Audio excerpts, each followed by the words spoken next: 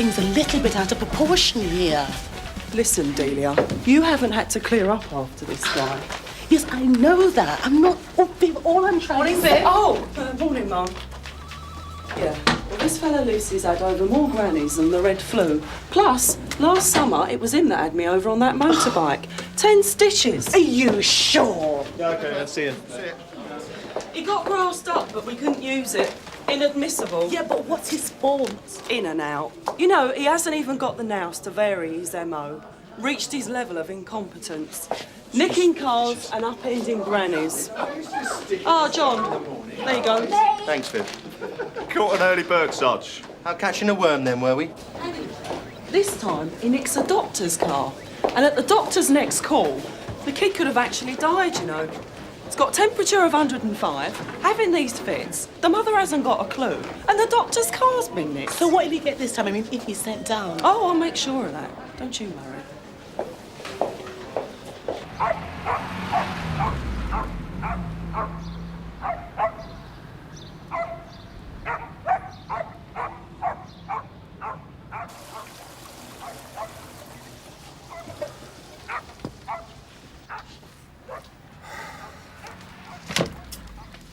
Woman went in. I didn't recognise her. Right. Anything to read? Thought this'd be right up your street, Sarge. Oh, you watch it. How good a lover are you? You what? In there. Hey, Sarge.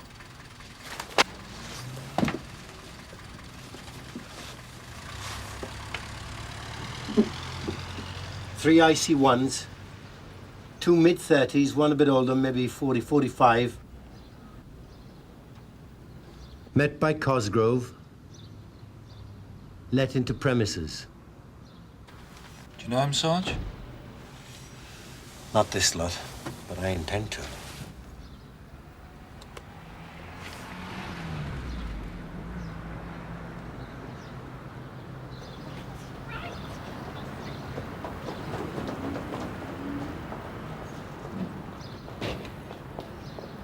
What the... What's the matter, Sarge? Who is she? Someone I know. Give me 5 minutes. I can't do three things at once. I'll be back. That's all day hanging around with 3 shoplifters. And the case against Mr. Livesey? Yeah, you're all right. First on, court 2. Who's on the bench? Stipendiary. Mr. Cox. Thank you. Well, I may as well come and sit down on your case then. Yeah, it's going to be like pushing a juggernaut up Snowdon. Mandy! Oh, Mandy. Will you stop? What? Listen, I want to talk to you. I said... About what? About where you've just been. For God's sake, Ted, what are you trying to do to me? Listen, no, you don't. Just... Sod off! This man's attacking me! Listen, now listen. We can do this any way you want, love. You want to be nicked? I'll nick you. But do you want to answer some questions? So, it is our submission, sir, that this vehicle was taken without the owner's consent from outside that first patient's house by Mr. Livesey, and in the full knowledge that it was a doctor's vehicle. The result of the taking of this vehicle was that Dr. Prebin was late for an urgent call to a very sick little boy. The boy, in fact, recovered, but I object. Implied hypothetical results are totally irrelevant to this Sir, case. I am merely trying to underline the seriousness of the crime of stealing a doctor's car. But a case consists of facts, Mr. Hollis. I'm sure we're all aware of the seriousness of the crime. Carry on. Yes. Honestly, it won't be as bad as you think. No. Whatever they say about lighting, eyesight, anything, just tell the truth and stick to your story. Yeah, but, well, to be honest, I'm not sure what the truth is anymore. I mean, it looked like red hair, sort of.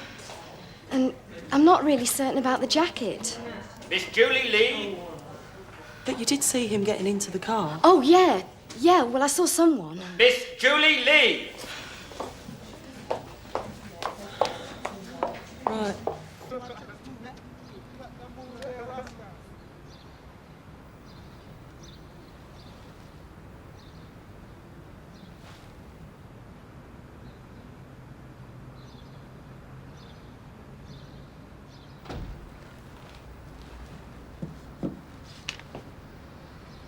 All right, love.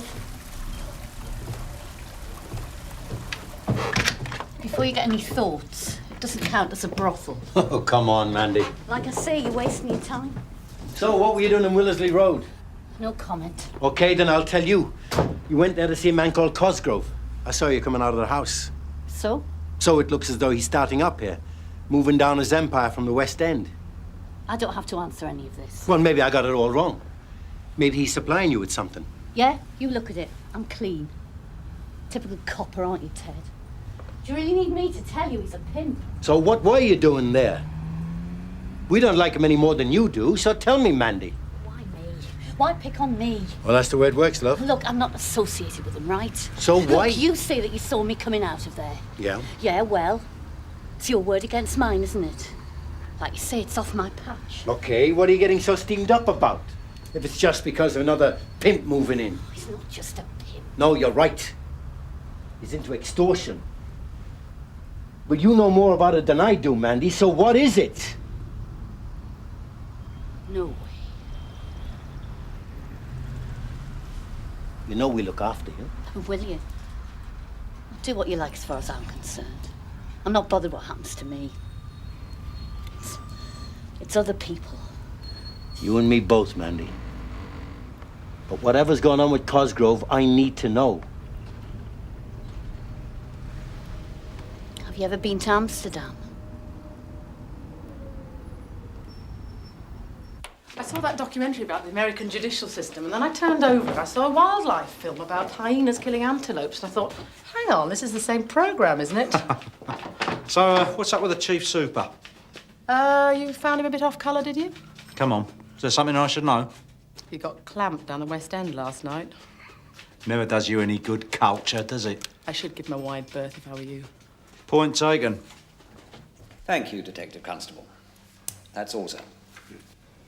Detective Constable Martella, when you found the vehicle and the scene of crime officer came to look at it, there was one fingerprint found, and that matched Mr. Livesey's fingerprints. That's right. Yes. And was there any evidence that might indicate that the vehicle had in fact been driven by my client? Was there any other evidence? Well, I think. Or am I right in thinking that the only evidence found was that one fingerprint, and that was found not on the steering wheel or the rearview mirror or the handbrake or the gear stick, all of which would have been used to actually drive the car, but found instead only on the dashboard? Some surfaces are better than others for taking fingerprints. And the rearview mirror? A nice smooth surface. So, Detective Constable, there was no other evidence. Could I refresh my memory, please? Yes, please do. James Livesey, car theft. Oh no, sorry. That's the wrong place. Do carry on, Detective Constable. Well, no, I'd Yes. I'd paperclip these together, so I'd rather not. But these are notes relating to my client, are they not? Well, yes. Well, then let's hear them, please. I insist. But I'm not. Please. June 1987, taking and driving away, £250 fine.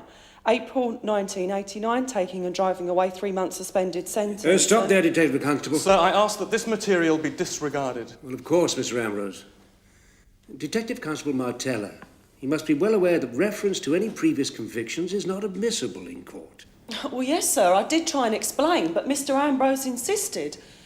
So I thought he must be right, as it was in my notebook. No, Detective Constable, you should not have read that out. No, sir. Mr. Ambrose, do you have any further questions to put to the officer? No, I don't. Thank you, sir. You may stand down.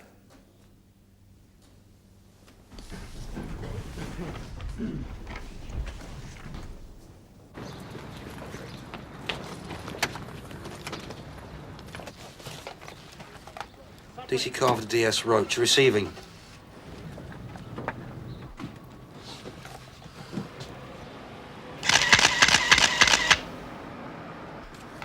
Carver to Roach, receiving, over. Time.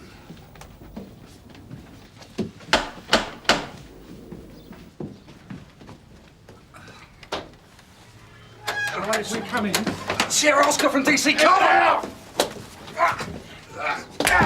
Get out! Sarge? Go ahead, Jim. It's just gone dead, Sarge. Where is he, Kathy?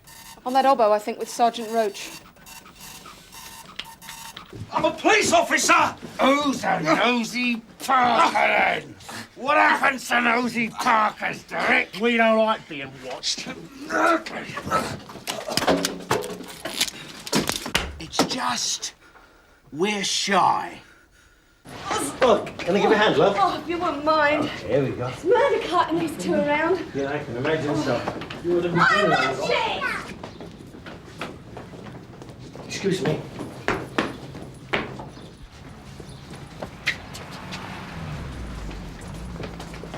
You never find a policeman when you want one, can you? I've seen it done before. Yeah. And I learned from it. But it ain't in the training manual, is it? Yeah, well, you know what they say, Delia? You don't start learning to drive till you pass your test. Detective Carver. I might find you in here. Do you mind if I come in? Yeah, I do. Now tell me, what did you do that for? What's that? That little performance in court. Oh, it was a mistake. I didn't intend Yes, to. you're right. It was a mistake. For your career. I allowed this observation to be set up because Detective Sergeant Roach convinced me that this man, whatever his name is, was potentially dangerous. Cosgrove. Pardon? I don't think there's any doubt about that, sir. To be honest with you, I'm beginning to doubt quite a few things about Sergeant Roach. Neglecting his post, endangering the safety of another officer, allowing suspects to get away. Can we hold on this until we've talked to him? Yes, I think that would be the most sensible thing, sir. Well, we all know how plausible his explanation is going to be, don't we? Because we've heard it all before. If I was Jim Carver, I certainly wouldn't want to go out on a job with Roach again. Because when push comes to shove and you've got Roach behind you, forget it. Look, go and see if the surgeon's in. He'll look at it for you.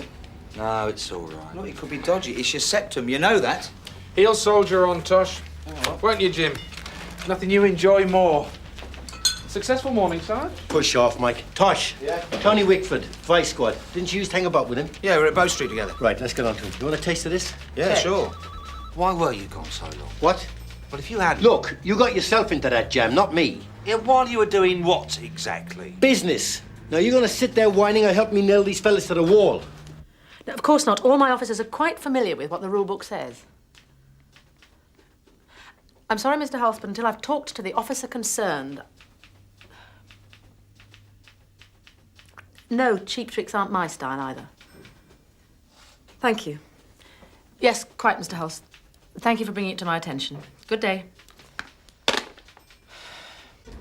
Yeah, Cosgrove. First name's George Albert. Look, all I'm saying is... Oh, look, I've had busy lots now, more Jim. problems than Busy just losing the film. It would have been useful to have you there. What about him? Well, anything really, yeah. Yeah. It came as a bit of a surprise to us. What do you think? No. Look, I wasn't actually on the office. Besides, you shouldn't have opened the door. Well, I thought it was you. Why didn't you ask? Because you said it'd only be 5 minutes. But as it was, old Obbo was cocked up. Well, it wasn't my cock-up. Oh, that's exactly what it was. Well, so I heard. Ted, phone. Could I have a moment of your precious time? Hello, Sergeant Wickford. Can you give me 5 minutes? Viv Martella back yet, Tosh? Yeah, she's downstairs, Gov. Oh, that's good. Go and get her. Yes, good. Yeah. That's good. But then they put Livesey himself in the box. What's your car like, Mr. Livesey? A blue estate. And what's the doctor's car like? A blue estate. So they were trying to say that it was all just a big mistake, that he got in the wrong car and he got out again. And for a minute, I thought the beak was going to bite. But he didn't, because he remembered my little bit of unofficial information. Yeah. Right, oh, I see. Yeah. Some of these beaks, eh? Only a side confession will do. You got a minute, Viv? So he got? DI wants you upstairs. I don't know what about. 3 coffees, please. See you then, Les. Well, yes, I suppose if he is a persistent trespasser, you could go to court, you could get an injunction. But if it's a neighbour, don't you think you should try a bit of tact? I'm not a tactful person. I want a word with you. Yeah, I was just coming. There's been a phone call about you. Oh? And it wasn't to me. It was to the DCI. Oh. And it didn't make her eyes sparkle. What the hell have you been playing at, Viv? Oh, Frank, could I have a quick word? Yeah, I'm going to be with the DCI for the next 10 minutes, sir. After that? Yes, of course. I was only doing what I'd seen done before. Viv? What cretin had you ever seen do that? Now, what is it with you? A brainstorm? Inspiration? Or a personal crusade against the British system of justice? I know you had a result, but in the present climate, Viv... Yeah. You got customs the next day, Jim? Yeah. That cretin, as you put it, sir, was you. You what? Gov. Later. In here. Please, 6 foot. Yes. Explain. The first case I ever saw you in, Gov. I was still on the beat. Phil Haley? Look, can't you choose what to remember? We're meant to learn, aren't we, Gov? All right, I put the paper clips in. That was a touch I thought up myself. Same idea, getting the defence to let you Look, read it. Viv, times change. You do not have to imitate your elders and betters. No. A few months ago, it would have been gin and tonics all round. But now, you and I are looking like a couple of Christmas turkeys. I'm sorry, Gov. You will be if you drop me in it with her. All you had to say was that what you had written there was inadmissible. But you didn't say that, did you? No, Mum. No. Why not? Well, it was obvious he was guilty, and I just thought... Yes, but you know and I know that whether you thought he was guilty or not is not the point. But I knew it, Mum. That doesn't matter. Look, I got a result, Mum. That's what I meant to do. I know. So what do you want? Well, you can start by learning that you don't talk to your detective chief inspector in that tone. Is that understood? Yes, Mum. Quite apart from the fact that you very nearly committed contempt of court, that little trick of yours has given Livesey the right to appeal. So it doesn't look quite so smart now, does it? No. And I don't care where you learned that kind of thing. Just unlearn it. Do I make myself clear? Yes, Mum. Good.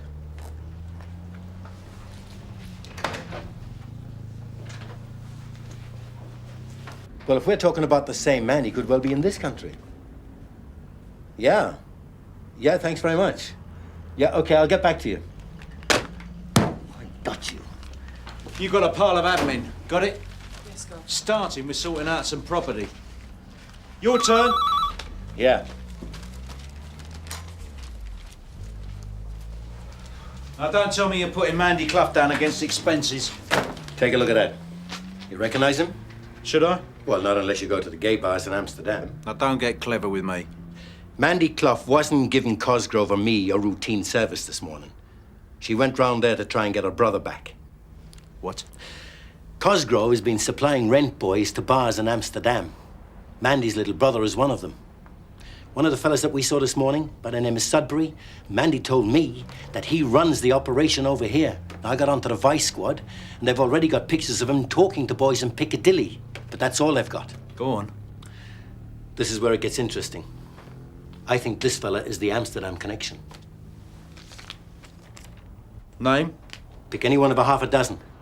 But the description does fit a man called Ellison, whom the customs and excise people want to have a talk with in connection with a VAT fraud. Very nice. Let's wrap it up. Two things. Oh, look, Ted, that Mandy Clough business. I mean, I am entitled to a little wind-up, aren't I? Yeah, okay. What's the other thing? Ellison's mine. Number 29. Oh, very nice too.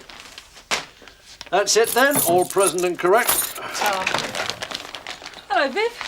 What are you up to? Dealing with property. What does it look like? Thanks, Brian. I mean, what do they want? Someone didn't approve. Hypocrites. I mean, there's 15 different sets of rules in this place. How are we meant to know which ones we're meant to follow? Look, Viv, you want sympathy? Go back to the boys in the canteen. Well, what can I do for you then? Look, I never meant for this to happen, right? I never wanted to speak to that prat that you work with. Oh, come on, Mandy. No. I want to go home. I've changed my mind. If all this gets Look, out... if that man Terry could isn't be- stopped, it could get a lot worse for your brother. Oh, yeah? How could it? Oh, come on, Mandy, look. Sit down.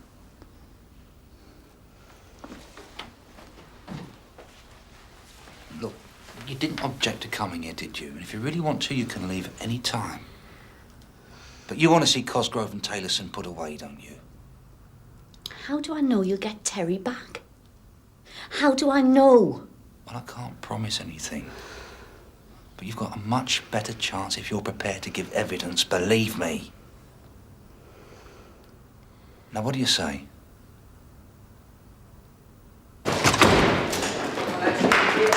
Jump.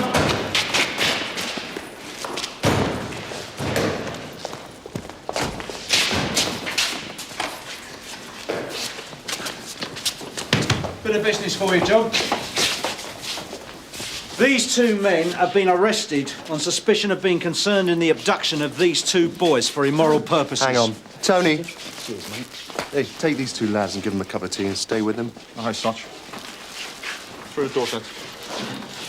This man is known to be Derek Anthony Taylorson, also wanted for questioning by the Customs and Excise. Want to book him in? Ted. She'll do it. Oh, thank God for that. We throw the book at him. All about 19 volumes. You stay with her. Tell her I'll be with her in about 10 minutes. Well, that will make her day. So, you got lucky? What, in for a penny, in for a pound? Final pull on the old fruit machine? Something like that. Well, as you said yourself, there's no such thing as luck. If it does exist, you make it yourself. Who is the arresting officer? Oh, I am. I'll see you later.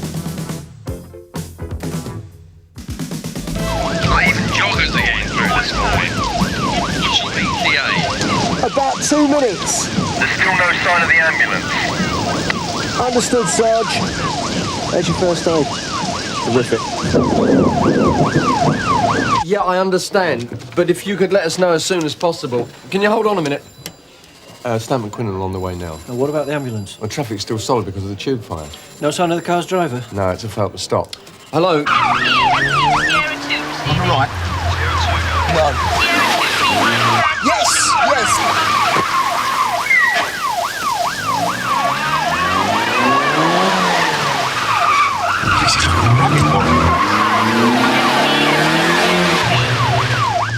Here we go. Can you assist Sierra 2 via an underground station on Broadway? Sierra 3 received. ETA 8 minutes. Thank you, Sierra 3. You are assigned. MP to Tango 2. Tango 2, go ahead. Tango 2. 3 my CAD 16195.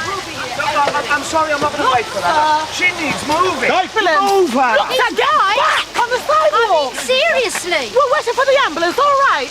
She needs a hospital. I can see that, sir. Just move back, please, sir. You as well, please. She needs a doctor. What's your name, love? Marcia Bailey. Can you hear me, Marcia? That woman saw him. Did you say it, love? Yeah. She needs a doctor. Look, if you didn't see what happened, then there's not much you can do to help, right? Now, if you just stay calm, you make life that much easier for everybody else, okay? Now, if that's your car, would you please move it, sir? Come with me, sweetheart. I'm gonna lay you down, all right? You get a particular... I tried to, and then, you know... Was he sharp, did he? Yeah. What's his problem? I don't know, can't keep his mouth shut. Anyway, look, we've got one witness here, Mrs. Reed. See if you can flag down the ambulance. This place is like a maze. Marcia? She should go to hospital. I think she ought to. And I think she will eventually. Right, madam, Mrs. Reed, can you just come over here, please? Now, if you could just tell us what you saw. Well, he went right off the road. He took them up there, and he bounced on the pavement and straight into her. Did you see who was driving? Yeah, bloke, white, late 30s. Did you get his number? Yeah. I wrote it on my hand there, DK27. Bluey grey, I don't know what sort. Well done. Do you know her? Yeah, I work with her. Good. You hear me? All right, love, is she okay? MP from Sierra 1 receiving. Go ahead, Sierra 1.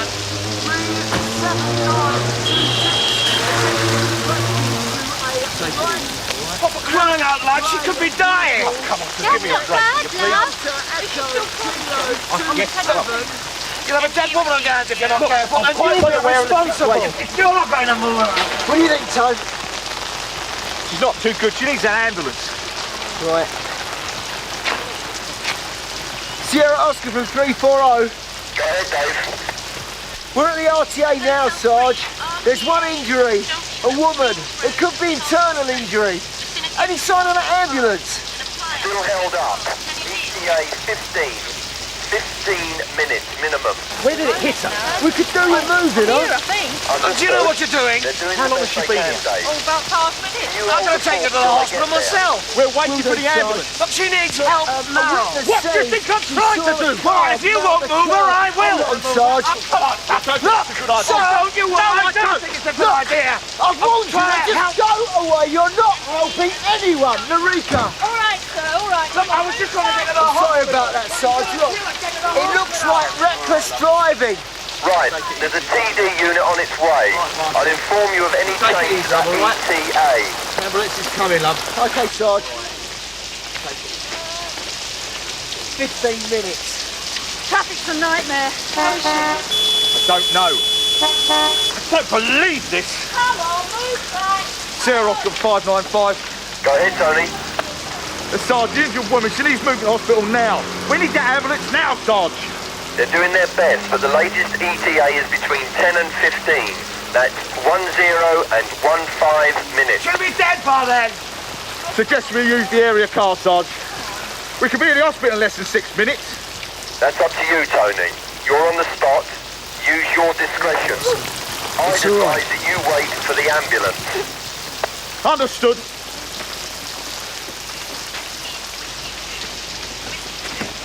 We're taking her. Are you sure about it? No.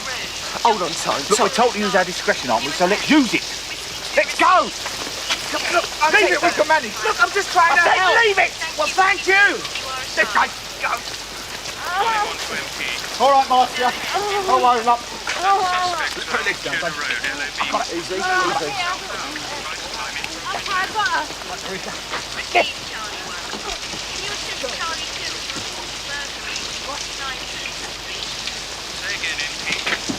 You left these. Get a statement from Mrs. Reed and cut the particulars. 595 from Sierra Oscar. Sarge? There's another ambulance on its way now. It'll be with you in about 8. That's 08 minutes. We'll be at the hospital this time it takes them to get here. You're not going to wait? No time. They'll be with you in about 8 minutes.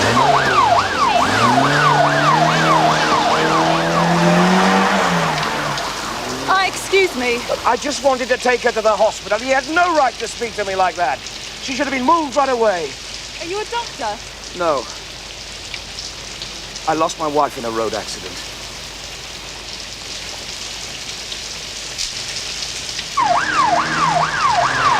She's in the area car. The ambulance couldn't get through. They felt she needed to be moved. They meaning Stamp. He was concerned for her welfare.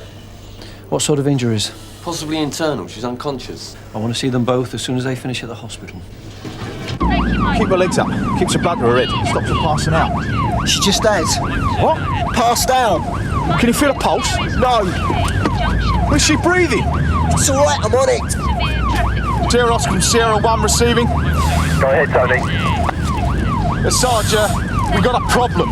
Contact St Hugh's. Tell them the expected RTA is now urgent, but the woman's stopped breathing. Our ETA is about 2 minutes. Understood, Tony. How's she doing? Nothing. Put your foot down, Tone.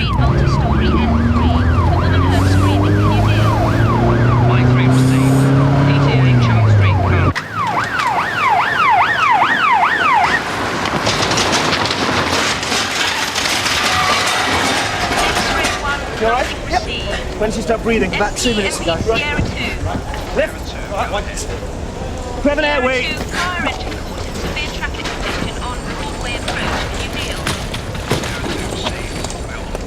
Right, let's go. RTA. No output for about 2 minutes. Pupil spectrum dilated. Possible internal injury. I'm amazed you got in so quickly. Well done. No output, no response for about 2 minutes. She'll be all right. Friend, what's wrong? What's her name? Marcia Bailey. We'll take care of her. 595 from Sierra Oscar. Thanks. Go ahead, Sarge. Can you advise on the situation now, Tony? We're in casualty. What's the woman's condition? She's receiving attention. Yes, but what's her condition? She's stopped breathing and there's no pulse, all right? All right, understood. Is Dave with you? Yeah. Mr. Munro wants to see you both. Understood. I bet that's for a pat on the back, don't you? Yeah. The vehicle's registered to a firm on the trading estate. No sign of the driver? No, he just took off. Well, thanks, Bob. Well, Stamp took a hell of a risk, didn't he? Well, he thought he could get her there. She all right? We don't know. She's still in casualty. I think the bloke should get a medal for his effort. If she dies, it won't be a medal they pin on him. Sir, there's a bloke out the front with a complaint. Only the inspector will do, apparently. Don't people sleep anymore? With Dr. Gunter, please contact casualty sister. Dr. Gunter, casualty sister, please. How is she? Well, it's too early to make any promises. The car just at her front? Yep. And it's Marcia Bailey. Next of kin? We're going to operate. Well, I'll see if I can get some details. Thanks. Sierra Oscar Back in a minute. 340. Is there nothing else we can do? Keep everything crossed you got two of.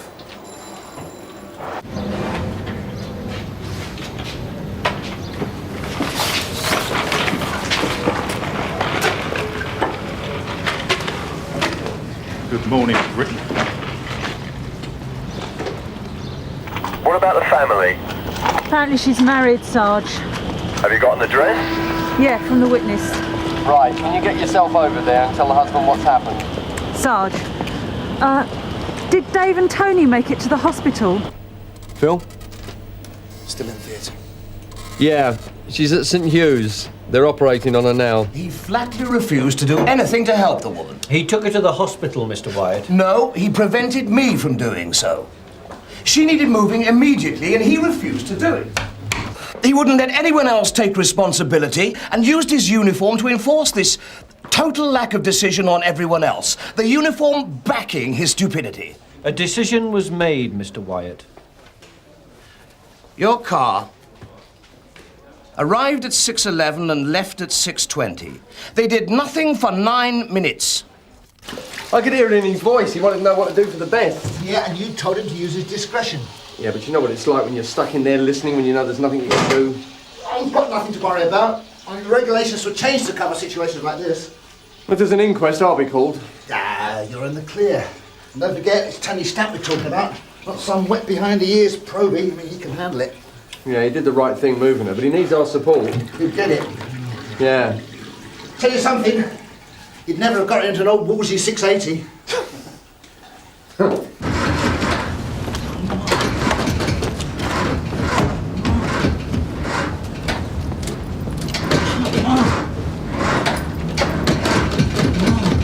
Mr. Bailey? Our work's just phoned me. You know? Yeah, I know. Look, Mr. Bailey, I'll take you. Yeah? Right. She is going to be all right. We moved her as quickly as we could. As soon as we were sure the ambulance wouldn't get through, we put her in the car. Yeah, I heard. We better hurry up and get there. Make sure they got a doctor operating. Any news? Oh, no, well, still touch and go, isn't it? Dropped themselves right in it. Who's this? Dave Quinnan and Tony. Picked up some woman at an RTA. Tried taking her to hospital in the area car. Yeah, there was no ambulance because of the fire, you know. Well, how is she? Only stopped breathing in the back of the car, didn't she? She's in surgery. Like I said, right in it. So, you wouldn't have done it? No way. What would you have done? I'd have kept my nose clean. And what about the woman? What about the woman? Should have been an ambulance there, shouldn't there? It didn't arrive. Then you wait. You don't use the car. They left themselves wide open. And Munro wants to see him. You're not telling me that's a recommendation, are you? I think Steve takes a pragmatic view myself. Yeah, well, if his brains were dynamite, he wouldn't have enough to blow his cap off. Criminal negligence and breach of statutory duty. Well, come on, Inspector, that's what it is, isn't it? Until the facts of the accident are established, Mr. Wyatt. Come on, those are the facts. Nothing you've said indicates that my officers were negligent. Well, I hope her husband sees it like that. Right, thanks very much.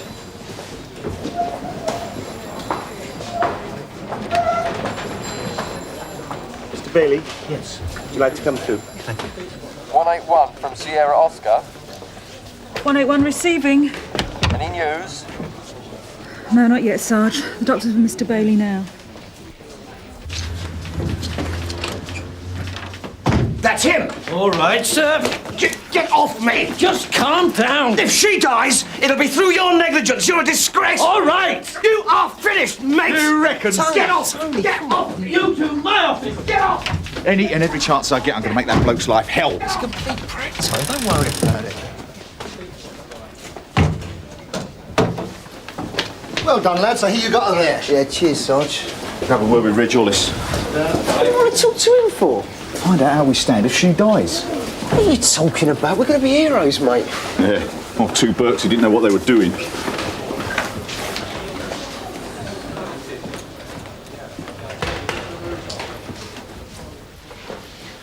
So, what happened this morning? I prevented him from placing the injured woman in his car, sir. He became abusive. Oh, he's claiming you were negligent. We felt we were acting in our best interest, sir. I'm not disputing that. The point is, did you act in your own best interest, Quinn? With respect, sir, we did exactly what the bloke making the complaint wanted us to do. The point is... The point is, sir, that nothing we could have done would have been right. We stopped her being moved and we were negligent. So we moved her and now we're in trouble because she might die. Well, with respect, sir, there wasn't much point in us being there, was there?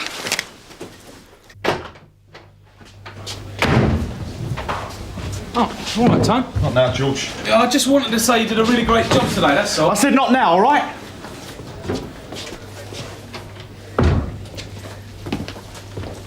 Dave?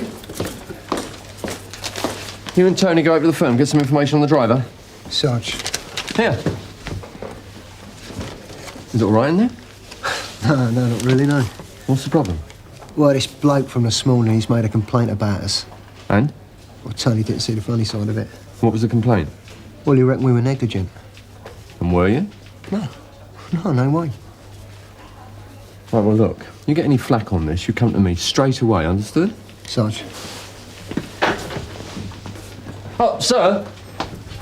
Have a minute, please.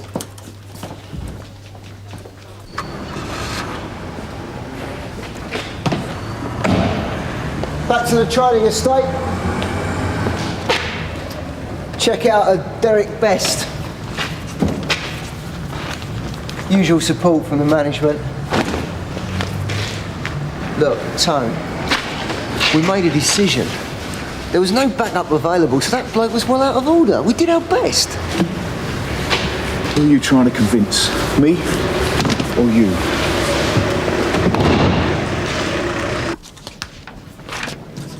So basically, Stamp didn't jump when this bloke told him to. Well, that's not how he sees it. But that's what it boils down to. He's claiming Stamp was indecisive and negligent.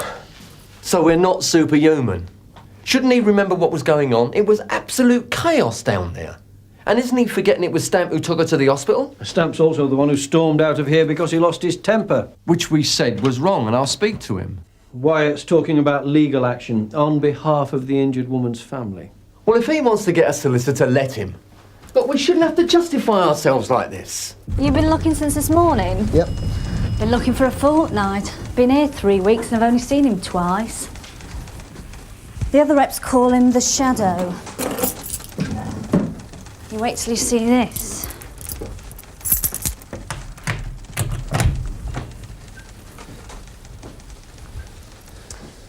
I've never seen him do it. I only found these keys yesterday. I take it he's out then. You ain't seen nothing yet. Last temp reckoned it was 3 or 4 nights a week. Room with a view, eh? Who sleeps here? Got a beautiful house as well. When did you last speak to him? 5 o'clock yesterday. Phone from some hotel, Glasgow. Said he'd be back this morning. You give a time? No. But he was supposed to be in Swansea at 10:30. He was going to pick up some samples from here and then go. What, and be there for 10:30? Yeah. This year's Mr. Mileage, eh? And last year's he's their top rep. Is this just overtime? Yeah. This bloke's working himself to death. Sierra Oscar from 595 receiving. Go ahead, Tony. Information concerning Derek Best, Sarge. We've got an address for Best. We're on the way over there now. It's 87 The Lime Trees. Received, Tony.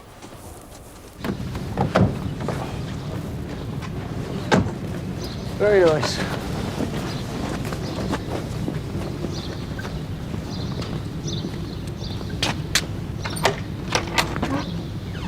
Mrs. Best, Yes? is your husband here? No. There's been a road accident. He's all right. We don't know. We believe that he was driving, but do you think we could come in, Mrs. Best? Yes.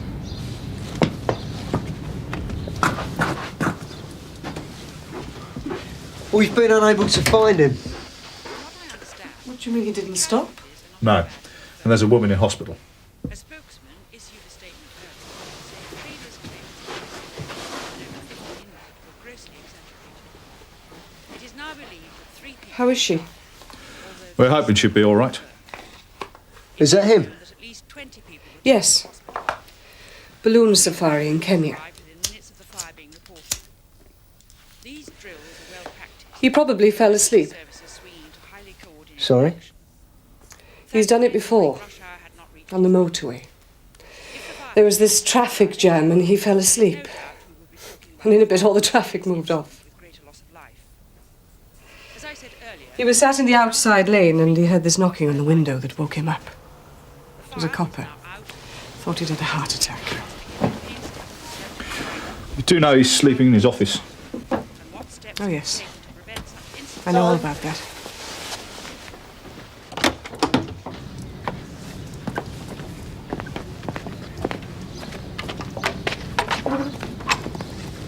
Derek Best? Yes. This your car, sir? Yes, it is. 6:05 this morning, this vehicle was involved in an accident. The driver failed to stop. I'm now cautioning you. Anything you say will be taken down, maybe used in evidence. Were you the driver? Am I under arrest? I think we should go and have a little talk, sir, don't you? I'd been driving through the night. Where from? Glasgow. Wanted to get back to the office, do some paperwork. I was supposed to be in Swansea this morning. What happened? Lane closure on the M1. An accident. Help me up. I tried to get off using A road, but by the time you've messed about. Anyway, I pressed on. Listen, I didn't even see her. It was this bang and... What was she? We don't know. Will they ban me from driving? Possibly.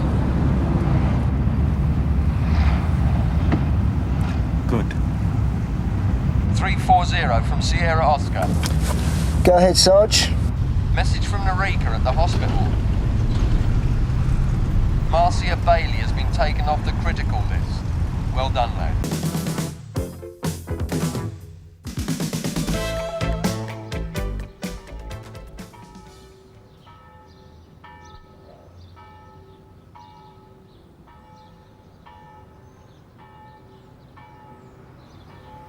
It'll be crap.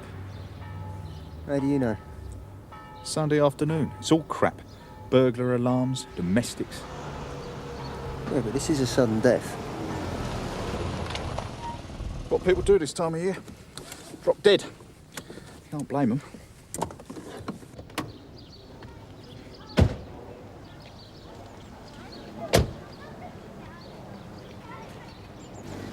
What's the picture? Name of Warren. Found dead at the bottom of the stairs. Thought you should have a look. Cheers. I really don't think this is a police matter. Who might you be? My name's Clive Parker. I found my uncle. It's obviously an accident. We'll have a look. We thought we'd drop in on him as we hadn't seen him for some time. How did you get in? Oh, I keep a spare key for him, just in case, as he lives on his own. The store was locked? Yes. Well, the latch, not the deadlock. Look, you stay here, sir.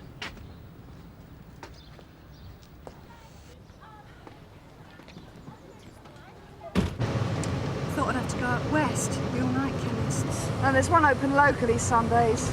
But next time, Mrs. Doyle, make sure your boy's got enough medicine. We're not a taxi service. They've got a cab, honest. I mean, my Jarrow didn't come through last week. All right.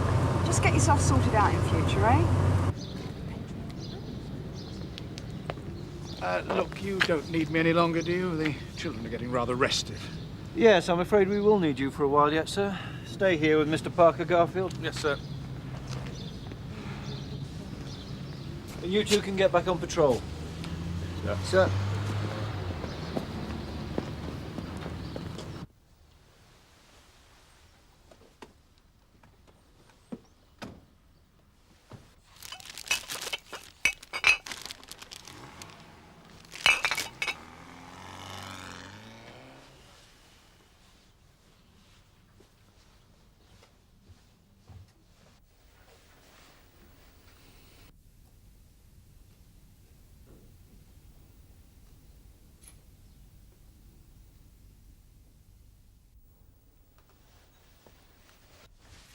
Sierra Oscar from Sierra Oscar 1, receiving?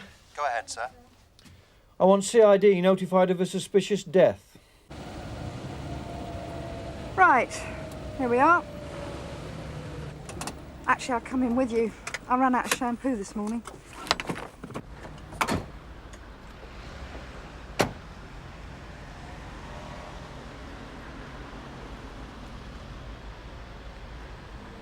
I can deal with it, Sarge. I mean, you've just dropped in. There's no need to spoil your Sunday. No, suspicious death, Jem. I better take a look. There's no canteen stuff on this afternoon, are there? No. What's that I can smell, then? Reg Hollis's curry. Please. Just give me the stuff like it says there. I'm sorry, I can't. I need it. It's medicine, all right? I'm sorry, I really can't dispense medication. I've been on this stuff for years. I need it, you scumbag! Hey, what's the problem here? Nothing, there's no problem. It's all right. Well, just hold on a minute. I just want to ask you a few questions. You lay off me! Whatever your problem is, you're just making it worse for yourself. Now put that down because you're moving into really serious trouble.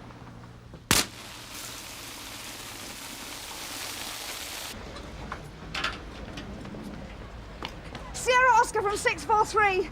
Tyso Road, outside the chemist. Assistance! I'm following a male IC1. Fair hair, medium build. He's armed with a knife. All units assistance. Tyso Road, outside chemists. A 6643 in pursuit of male IC1 armed with knife. Sierra 1 on way. I like it. Bit of work.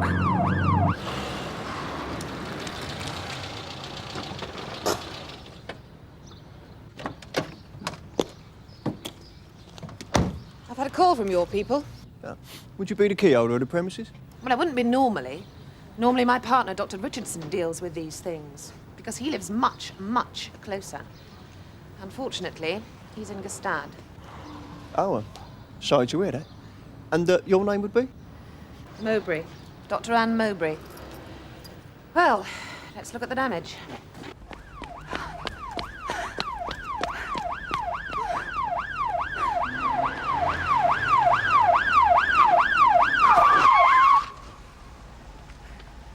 I've lost him. We could do a sweep round. No, he's well gone. I should have put a clamp on him on the spot. What, with him flashing a blade? You looking for an overdraft at the blood bank? Leave it out, June. Manage without us, can you? Yeah, drop me back at the chemist, will you, Tone?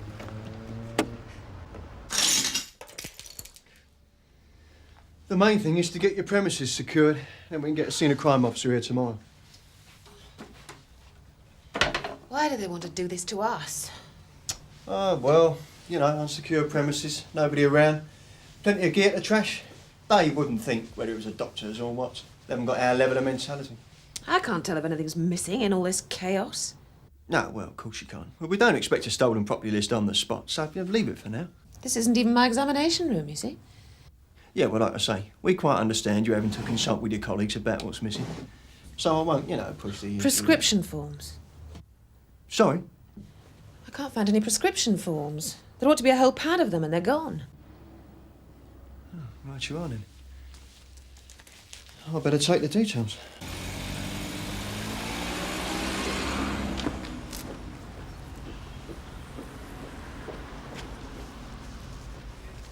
We won't keep you longer than we have to, Mr. Parker. Look, it's very sad and a great shock, of course, but surely people who are getting on in years and who live on their own must have these domestic accidents all the time.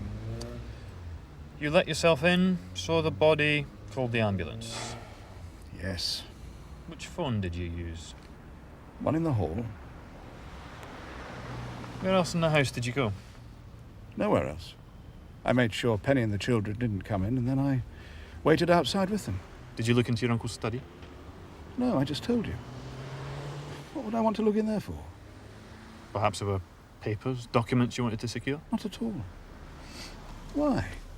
Was Mr. Warren in employment, or had he retired? Well, he was sort of semi-retired. It's Dr. Warren, by the way. He'd given up his own practice, but he did fill in as a locum from time to time. June Ackland walked in on some aggravation at a chemist. The geezer pulled a blade. They get him? He's away on his toes. Send Martel around. Get it while it's fresh. Okay, we'll carry on here. Sarah Oscar from DC Carver. Anybody else likely to visit your uncle at weekends apart from yourself? Well, I wouldn't have thought so. Look, to be frank, we came rather out of a sense of duty. Would any of his patients be likely to visit him at home?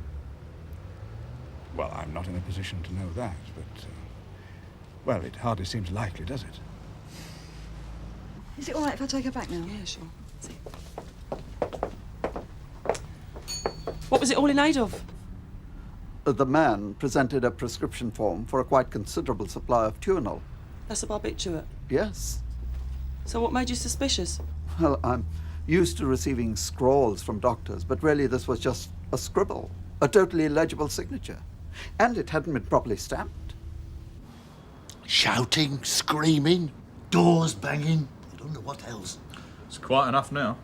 Yes, well, that's what happens. it goes quiet, and then they start up again. These rounds a regular thing next door then, Mr. Allen? Not like lately. And never anything like today. You know the people? No, I don't want to. But you've seen them? Who lived there? There's a woman and a little boy. There's a bloke comes round. I don't know whether it's the husband or not. I mean, you don't ask these days, do you? So, who's doing the shouting? The man and the woman? Well, they're what I've heard today. Today? What about other times? Well, I think the kid, Mickey they call him, he sometimes gets a good hiding. Well, I mean, you don't know what to do for the best these days, do you?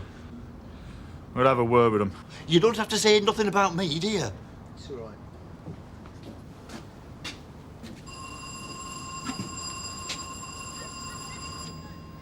J. McNeil. Yeah, well, it seems quiet enough now. We'll walk away. In an hour or so, they'll be at it again. We'll be backwards and forwards to these poxy flats all evening. Police! We want a word with you! There's one thing that really gets on my box. It's dumb insolence. Slag, just ignoring you. Tom!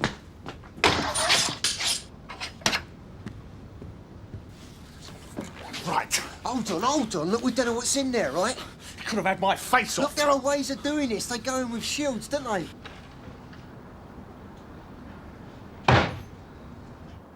Any developments? The only thing he said is what we reported, sir. He'll kill the kid if we go in after him. I'll give it a go. Quinn and Garfield, keep people off this balcony. Back me up. But don't start anything. I want to talk this out if at all possible. Excuse me, ladies, would you mind going inside? Hello. My name is Andrew Monroe. I am a police inspector. Can we talk, please? You're not about to be attacked. We have every intention of resolving this matter peacefully. Will you let the child go? If the child's released, we can all relax and take our time about sorting things out. Well, at least tell us your name. And tell us who's in there with you, because we really must talk to each other so that nobody comes to any harm. No! Leave me! Leave me alone! You get away from here! Otherwise the blood will be all over your hands! June Ackland got a good description of the man at the chemist. If she's back, I could get a photo fit of her. Right. You come to apologise about the curry? Jay? Oh, no, it's coming on quite nicely now. No, I just wanted to stir, you know, where it stuck to the pan. Well then, Bent prescriptions. What do you know about? Well, I heard some dopehead was writing his own. Yeah. Well, there's a pile of forms missing from the surgery that got done today. Do you know, Reg, I do believe after all these years you've finally said something that's interesting. Whose practice is this? Oh, it's two doctors. It's a Dr. Mowbray and a Dr. Richardson. Only Dr. Richardson's off, I don't know, sick or something. So they've had a locum in. You wouldn't know the name of this locum? Oh, yeah, it's Dr. Warren. It was his place that got trashed. So did the doctor. Come on now, mate. All we want to do is talk to you. I want the relief to join Sierra 1 at the Cockcroft Estate. All calls to Sierra Oscar will be taken by Barton Street until further notice. Understood, sir. It's cold out here, chum. Just tell us Mr. what Allen, the we've got a problem hostage is, situation and we next can all door, and the get man is armed and comfortable, dangerous. We're going to have to ask you to leave your flat now, please. Yeah, now. Who do you want informed of the hostage situation, sir? Well, the Chief Superintendent's out of London, isn't he? He's due back on duty tomorrow, sir, Evacuating so all he'll the be flats on travelling this down floor. today. I want a message left for him. Call Mr. Conway at home, advise him of the situation. Yes, sir. And speak to the Chief Inspector at the information room. Tell him we've got a hostage situation at this address and ask for all the usual services to be sent to the scene. Talk to us so that we know that you're all okay in there. Oh, and you better ask IR about the availability of a TSG unit. No joy with a caretaker, sir. He's away. There's a note on his door saying all inquiries should go to the council offices. All right, get on with taping off the sterile zone. Tell the man in 91 we might need to use his flat in his absence. Sir? Keep at it. As I've already said.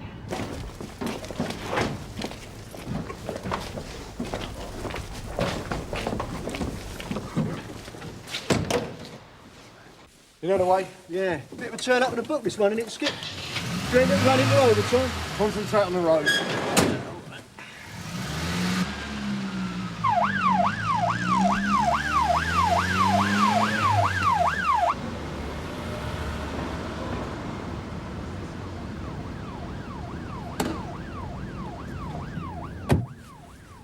Well, this one's not going to finish in 5 minutes.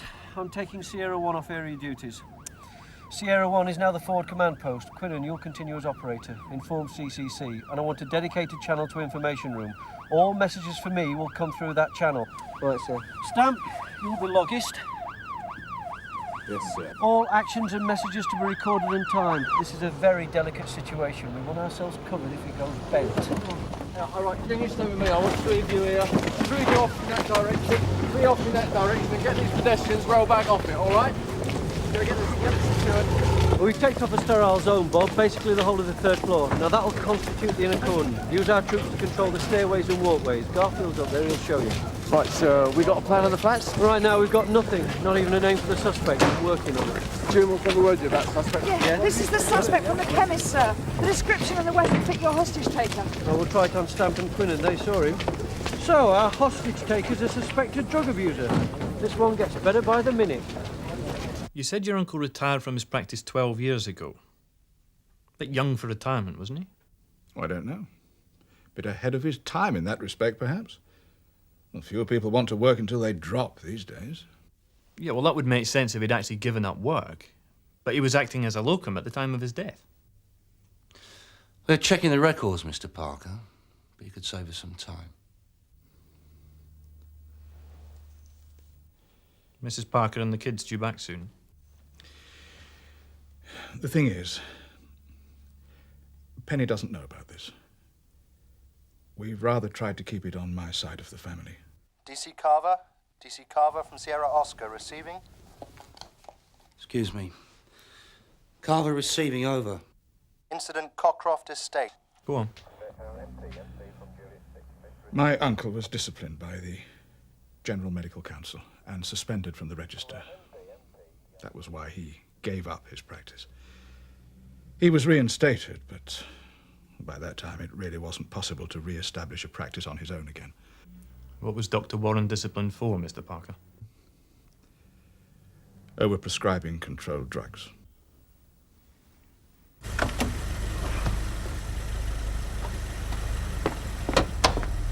What was the shout about?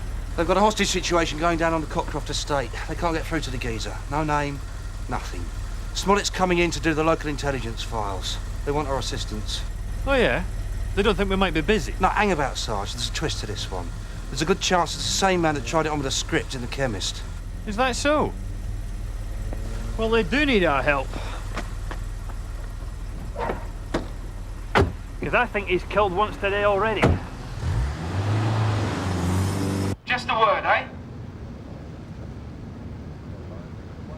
Come on, mate.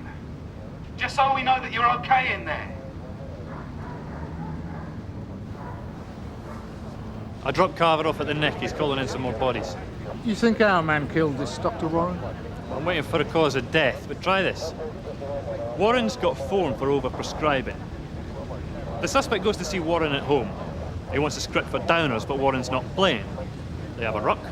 Warren gets killed, and our man searches for prescription forms. None at home. So he goes to the surgery where Warren's been filling in, gets the forms there, fails to get the gear at the chemist's, and goes to ground here. He's desperate. He's going cold turkey. There's a row with his girlfriend, Mistress Sweat. The woman's not been heard from, right? Hello, sir. Sergeant Gregg. Hello, Andrew. In view of what Alice has just told me, I want the TSG. There may be an opportunity to disarm him machines. Firearms on their way? Yes, sir. You'll be taking over as incident officer now? Yes, Andrew. But you've done a good job setting things up here. Well done. Thank you, sir. I have to say, I still think the situation can be resolved by negotiation. Yeah, well, I hope to God you're right, but it does take two to tango, and we're just not getting through to this guy. We need some more information on it. Urgently, Ellison.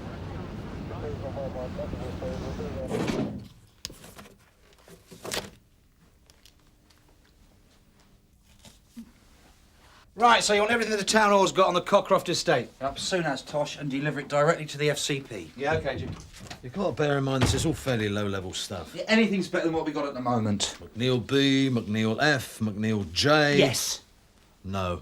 Jimmy McNeil lives on the Jasmine Allen, only he doesn't right now because he's on remand in Brixton. I hope you realise I'm missing a young Conservatives wine and cheese party for this. Yeah, sorry, Mike. Can you lean on anyone who deals in downers? Yeah, there's a couple of possibles. Now, this is the hostage taker. What we need is a name. And he's into barbs? He tried to use a bent script for Tunel. Well, it'll take me a while to smoke out my contacts. A cold Sunday, street people aren't so thick on the ground. Yeah, well, do what you can, eh? Yeah, sure. Mike. Bet you've got an indoor job. Now, so far, Viv, all we've got is a name. J. McNeil is the occupier of the flat. We don't know any more. Oh, yes, we do. McNeil, Julia, flat 92. What's she done? Nothing that we know of. Victim.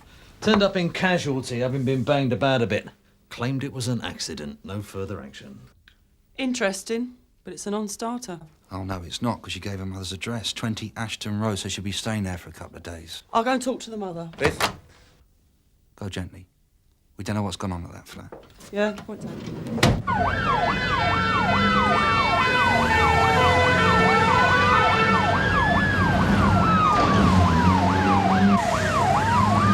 Here come the headbangers.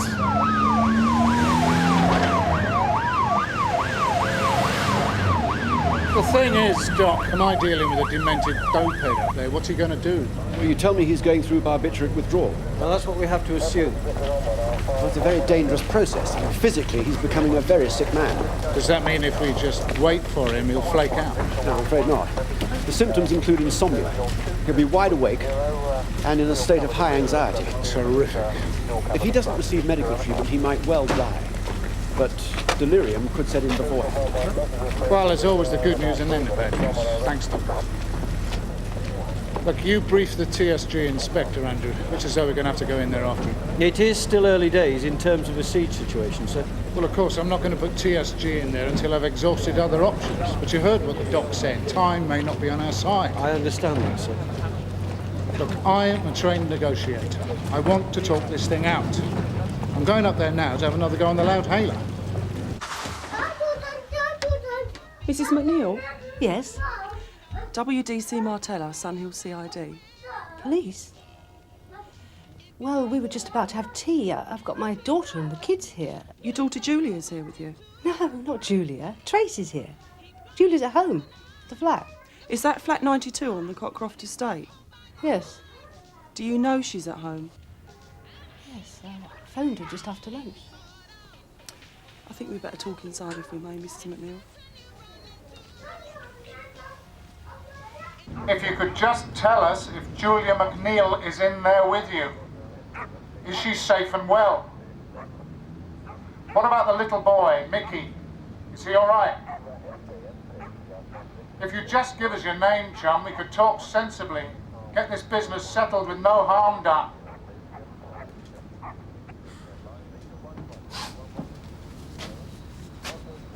These things normally come out right, sir, given enough time. Settle in for a siege. Well, I've got the patience, Bob. But while we wait, matey.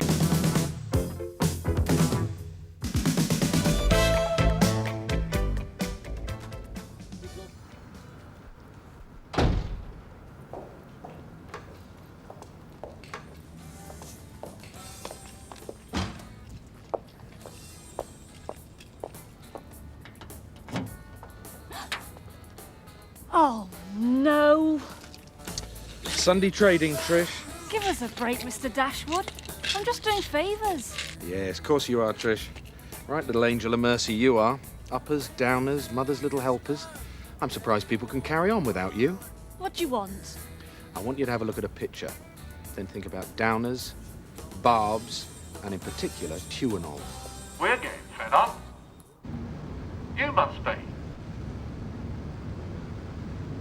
Why don't you let the woman and the little boy come out? I thought CID was supposed to be getting me an identity for this joker. I'm sure they're pursuing the matter, sir, in their own peculiar fashion. Yeah, well, these things all look alike to me. He might as well be wearing a stocking over his head. How old's young Patrick now, Trish? You leave him out of this. He's not police business. 3? 4? 4.5. I don't want to talk about him. Not with you. That fellow in the picture, we reckon he's killed once already.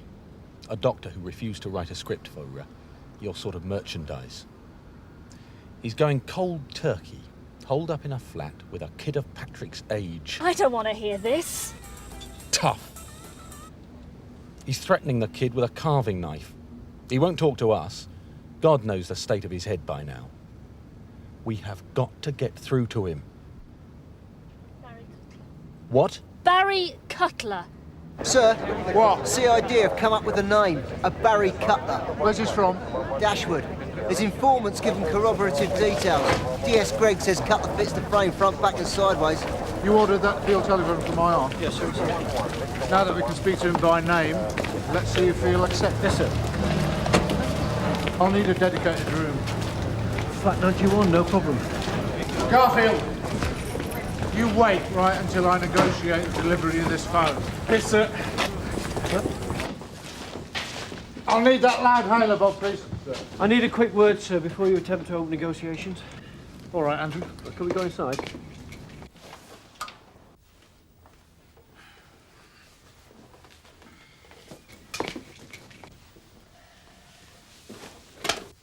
There's a considerable force of manpower and equipment building up out there. You can't run the show if you're tied to the end of a phone line. But I'm the only trained negotiator. Yes, sir, but remember, we do have a fallback position for this situation. Each relief has a member who's got basic negotiating skills. Who is it on this relief? June Ackland. There's more than one life at stake here. Yes, but June can play the negotiating role. And nobody available can take your command responsibilities. You do understand what it might come down to if the worst comes to the worst? Yes, sir. Good. Thank you, June. Let's go.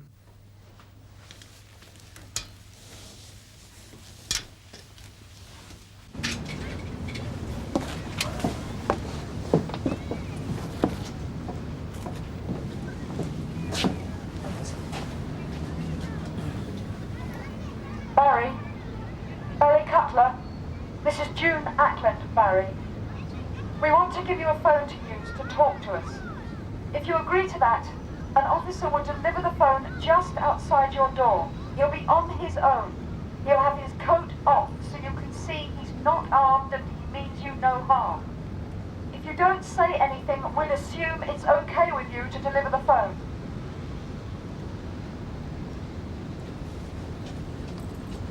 don't spook the suspect by stamping around in your great size 9 boots. No, sir. And don't give him the impression we're creeping up on him by mincing about like a big fairy. Just walk there and back naturally.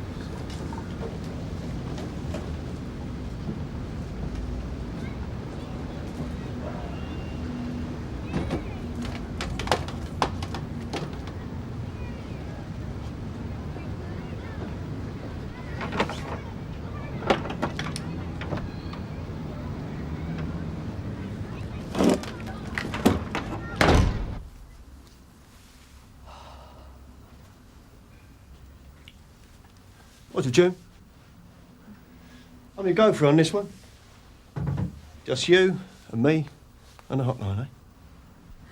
You think Conway'd agree to swapping me for the hostage? Hello, Barry.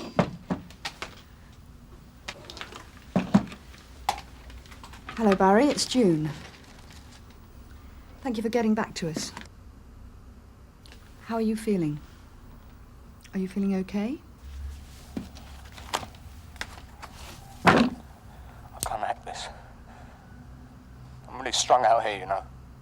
You feeling bad, Barry? I don't know what to do here. There's no way out. No, you don't have to do anything. Not right now. You just try and relax, okay? Nothing's gonna happen. You're safe in there, do you understand? You don't know. What do you know? You say anything, yeah? You gotta keep me talking. They're all out there getting ready. Coming through the windows, through the walls. No, Barry. They put gas in. They put dogs in. No, listen. Coming through the ceiling, yeah? Smoke, they put in smoke. And guns, they come in with guns. Barry, now listen to me. Just calm down and listen. Nobody's going to get hurt while we're talking. Do you understand? So you can just calm down and talk sensibly, because while we're talking, nothing bad's going to happen. Do you understand that? I don't know. I just don't know. Can we talk about Mickey, Barry? No. Why not? What's the problem? I know what you want. If he comes out of here, I'm dead meat. That's not what I'm talking about, Barry. I want to know if Mickey's okay. That's what matters right now. Yeah, well, he's all right. Well, that's good news. That's good news, Barry. I'm pleased about that. Can he say hello to us? Can Mickey say hello to us, Barry? Say hello. Hello? Is that Mickey? Hello, Mickey? Hello. Are you all right, Mickey? I want to drink. This is the floor plan of the block in question.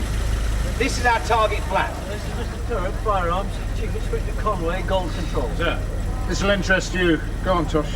Well, the kitchen, it's got a window facing out onto the balcony. The bedroom and bathroom both overlook the courtyard at the back. These party walls are structural? Yes. So you can't go in through them? Not quick enough. Do you have an overview of the whole estate? Yeah, sure. Negotiations underway, sir, and the child's been heard from. Good. All these rooftops accessible? Yes. That's good. What about a woman? Sir, the station are getting calls from the press, local radio. They wonder what they should tell them. Tell them they can get... Tell them we're setting up a press rendezvous point and there'll be a full brief. Sir. The woman, are they working round to it, sir? There's nothing in the kitchen, nothing in there. Didn't Julia stock up with stuff for the weekend? Didn't Julia stock up with provisions for the weekend, Barry? No, there's nothing. Can we talk about Julia? What do you want to talk about her for? Is she there with you? Is she there with you, Barry? She went out. When did she go out? Don't know. This morning. 11:30, 12 maybe. Where did she go? How do I know where she went? What's it matter? Why, it would help us to get this sorted out. You want to make me responsible for everything, right? Everything's all my fault. Lay off me. Shut up. Shut up. Barry! Shut up, will you, you little kid? Barry, there's no need to hurt him. He's scared. He's thirsty. I haven't hurt him. I'm just holding him. They wind you up, they get on your back, kids, everybody. Yeah, they do wind you up. Kids, people in general, they do it all day long. You've just got to let it wash over you. You let them get you going, you just do yourself damage. Just hold him gently, Barry.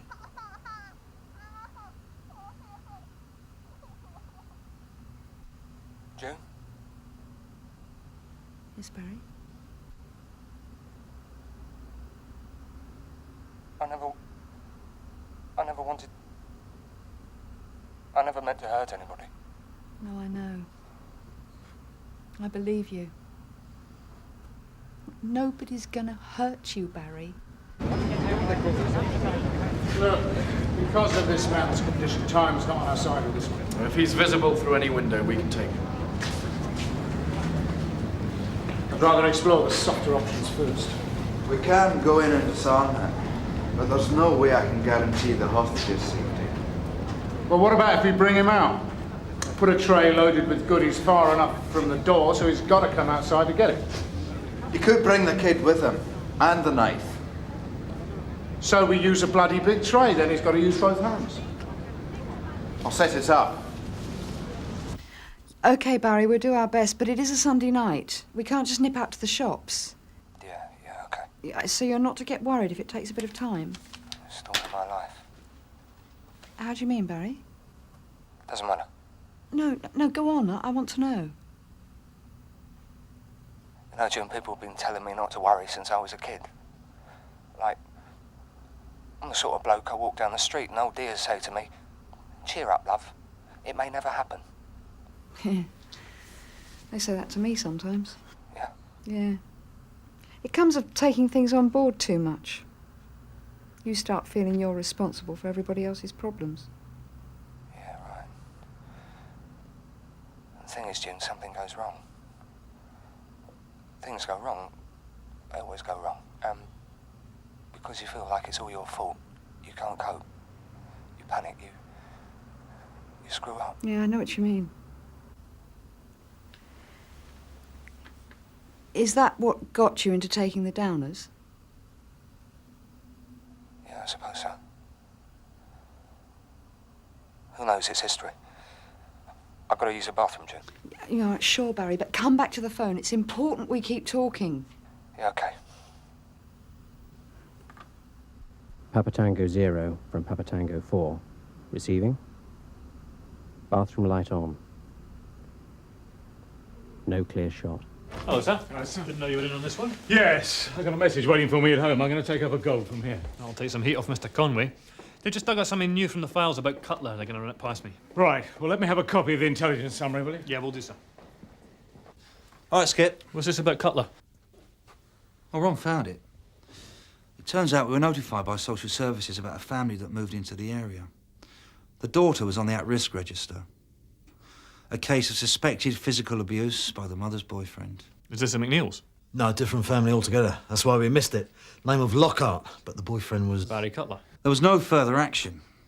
I suppose the relationship broke up, and the kid was taken off the register. And then Cutler took up with Julia McNeil.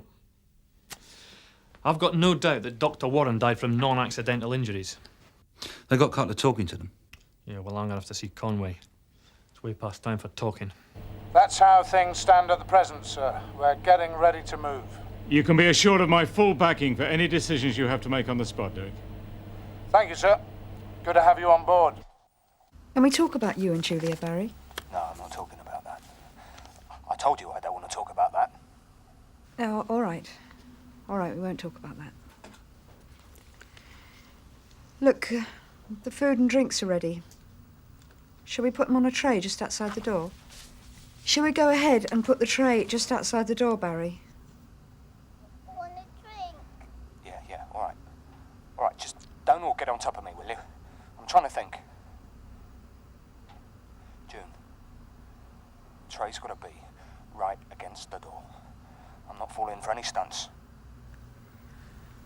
Right, Barry, look, I'll pass on what you say, but it's not for me to decide. You see, my governors might not want our bloke to get too close. I mean, you did get a bit handy with that knife earlier on.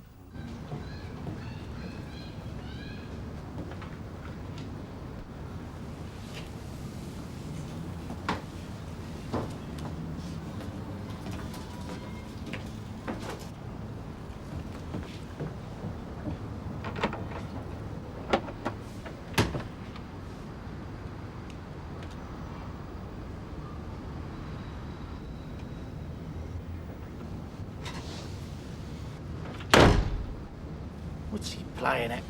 Being very careful. So would I if I was in this position.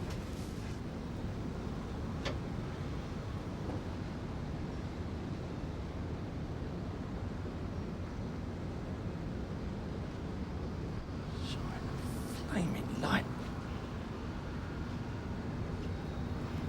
Look, how about going for it? One of us grabs the kid, and the other one slams the door on Matey's wrist.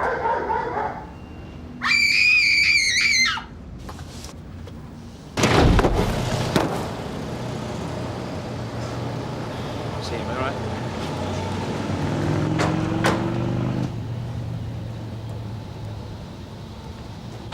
TSG tried to sell Cutler a dummy.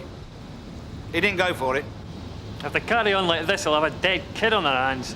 This is your lifeline, Barry. Bitch! Yeah, okay, Barry. You set me up, you bitch! The pigs are out there! Of course the police are out there. You know the police are out there. Don't give me any more crap! They were waiting to get me! You can calm down now.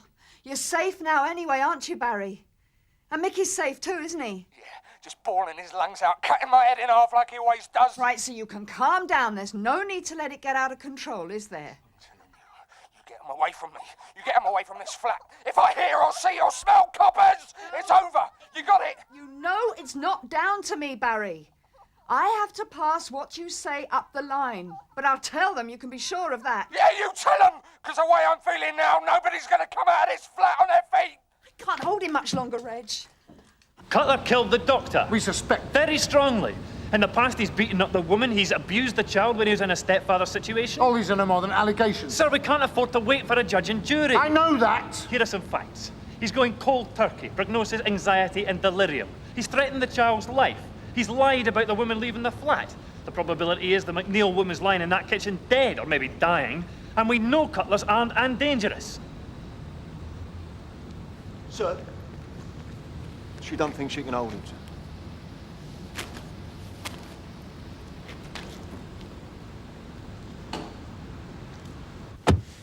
Give me a stoner.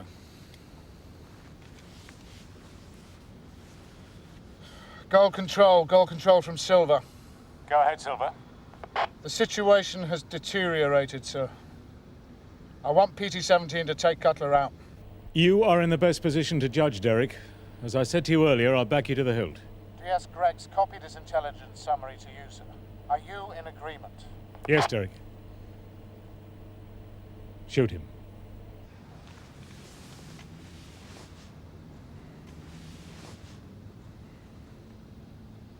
You heard it. You log it.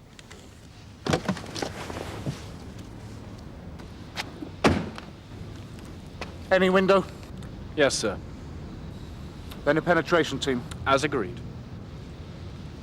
I want you to take him out as soon as you get a clear shot, which we're going to try and give you. Yes, sir. It's the end of the line, that's all there is to it. Shut up, whining, screaming, that's all you ever do. You never gave me a chance. Barry. You threw everything back in my face. You know what you done, eh? You snivelling little git. Look, Barry, he's only a kid. He's tired, he's thirsty. Oh, yeah. He needs this. He needs that. What about me? What did I ever need? What did I ever get? You must be thirsty too, Barry.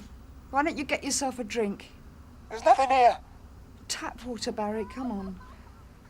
I can't go in the kitchen, can I? Can I? You know that, don't you? You know what's in there.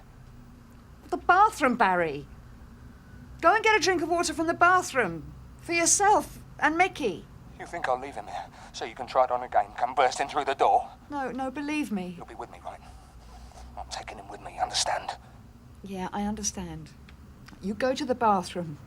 You get a drink for yourself and Mickey, and then come back and talk. That's what matters.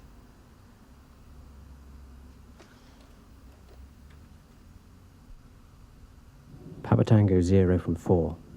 No clear shot.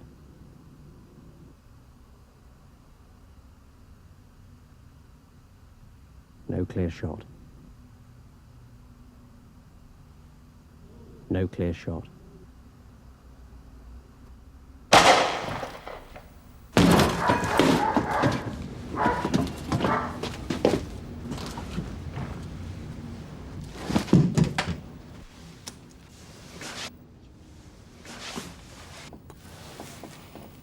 Papa Tango 0 from 2. Kill confirmed.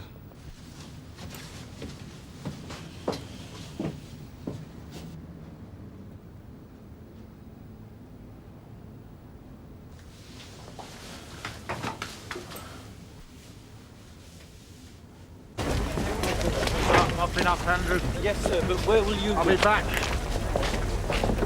Mr. Conway, sir. Sir, this is Mrs. McNeil, the child's grandmother.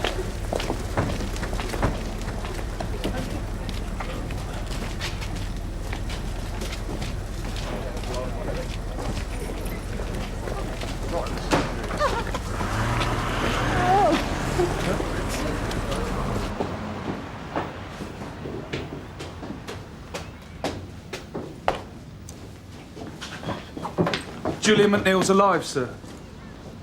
Just about.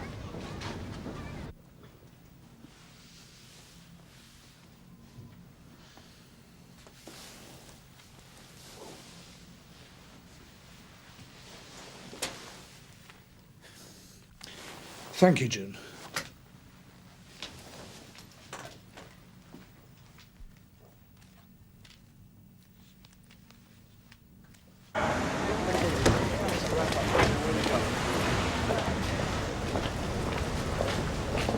We'll be going for a pint then, Sarge. Do you want us when you finish?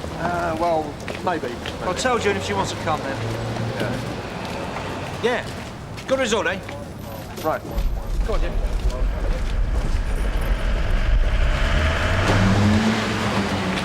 June? Did you have a word with Mr. Conway? I wasn't in the mood. Look, Julian McNeil's on her way to intensive care. There's an even chance she's going to pull through. The kid's unharmed. A good result. Oh, damn sight better result than we had any right to expect. Thank God we pulled the plug when we did. Who's we? I did it to him.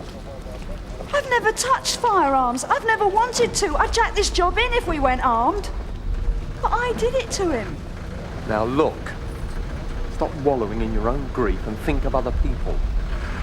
From the moment the DAC sanctioned firearms, he was responsible for her death.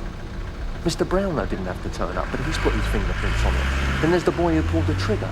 Then there's another one who was within a whisker of blowing the hostage away. Now that's happened before. Oh, so there's a whole load of people with bad dreams stored up. Is that supposed to make me feel better? How do you think Mr. Conway feels?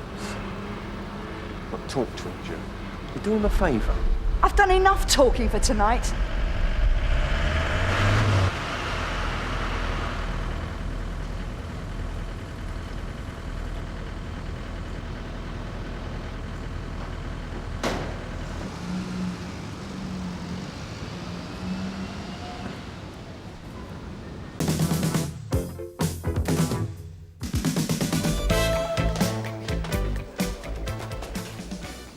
Morning, Tosh. Eh? Oh, yeah. Morning, Tosh. Morning, Mum. You look like you had bad news. Me? No, I'm fine. We still haven't had our meeting, have we? No, I suppose not. Well, how are you fixed later on today? Today, oh, that's a bit tricky. I'm out on inquiries all day. Well, we'll have to get together soon. You're the last one on my little list. Yes, Mum. We'll sort some of them out, eh? I don't want to keep you from your meeting.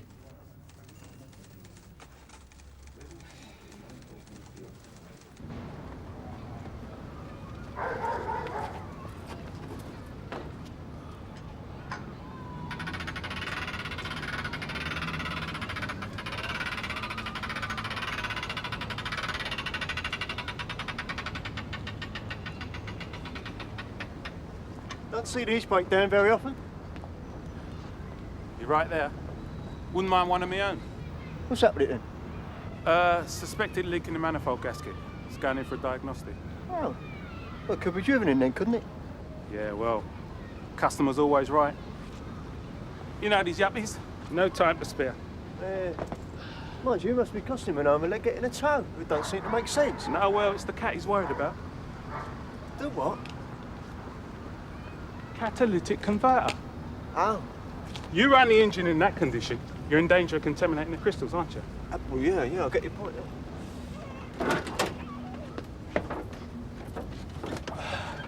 Can you see this out, Chief? Yeah, sure, mate, yeah.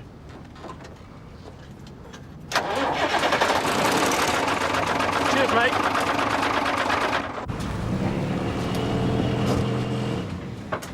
Watch it, Billy boy.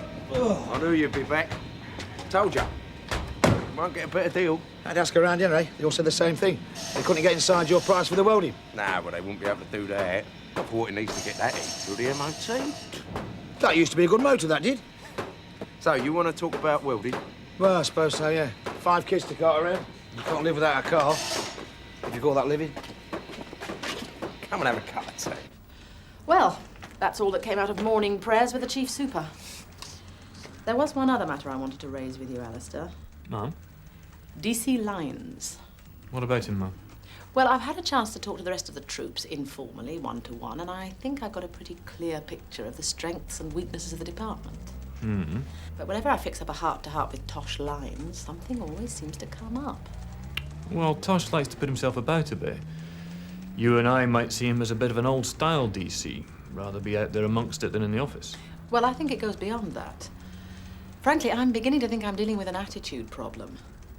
Well, as I say, Tosh is a damn good copper out there in the streets. Alistair, we're talking about a man who's pushing 40. We've got kids who can do the legwork.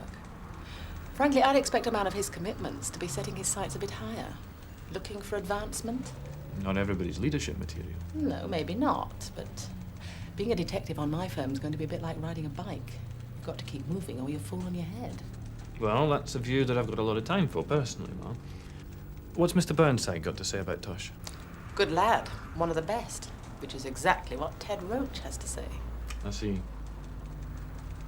You know where you want to go in this job and you're pushing hard to get there. Well, yes, Ma'am. Me too. I can relate to that. But where's Lyons going? I went to Bournemouth once. What, on a rally? Yeah, we started off in Meriden, which is the exact middle of England. Oh, yeah? We drew a straight line from the middle of England to the coast. We used A roads, B roads, roads without numbers. This was when you had the Cuba? Yeah, that's right. We breathed on it a bit, you know, me and Colin. Colin, my mate, he was the mechanic. God, some car that was. We won the first stage. Still Bournemouth, not exactly Monte Carlo, is it? We went to Monte Carlo as well, weren't you? Know? Yeah? They're not competing, more like spectators. We camped out in some daft little tent with a Union Jack on it. We had ambition, we didn't we, and Colin? We were going to go places. No, what stopped you? Well, you need sponsorship, more money to burn. You get married, start a family, they burn your money for you. You do realise if I did the welding, it'd see you through the MOT this time, but about another 12 months. You can't weld brass, mate. I know, Well, I know. Could keep an eye out for a nice little runner. I can't afford another car, Roy. Look at this. Have a read of that. Cool mortgage you is, oh dear, oh dear. Yeah, you know what my wife's going to say? Can't we add it onto the overdraft? God. I've done hard graft I have now for what, 20 more years. You know, never taken a penny off the dole or the SS. And what have I got for it? Nothing. Nothing but debts. Cheer up, Alfie. Here, have a bacon sign. Tell. Cool, eh? If I got behind the wheel of a car like that, I'd floor the gas pedal and go for it. I won't come back. Yeah, what about a wife and the kids and a mortgage and the MOT? Life is not a dress rehearsal, Billy. You get a chance and you go for it. It might not come again. Yeah, you don't mean it, pal. You want to bet, Billy? Come on. We've talked about it often enough. You try me. We could talk to this mate of mine.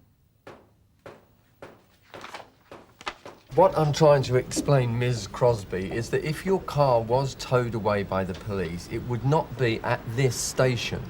Now, I can give you a telephone And number. what I'm trying to explain to you for the umpteenth time is that I've already been in touch with the traffic division and they deny all knowledge of it. Well, in that case, it sounds as if your car has been taken away illegally. My neighbour saw a policeman supervising the whole thing. And don't try and tell me it was nothing to do with you, because my neighbour recognised the policeman's great gormless face. I'm saying this for your own good, Tosh. The DCI's making up her mind about whose face fits around here. Yeah, well, I'm not competing for brownie points.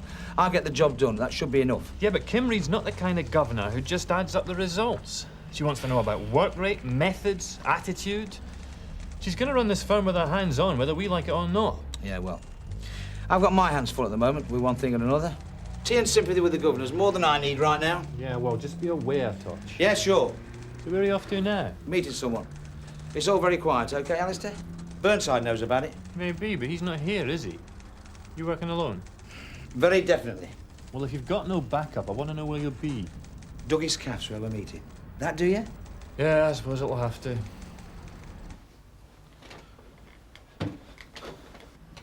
I have bad dreams about you, Hollis. Sir? But even in my worst nightmares, you don't pull strokes like this. Sir, can I just say Don't that the whole- interrupt. Look, it's bad enough that we can't stop thousands of cars being nicked all over London every year.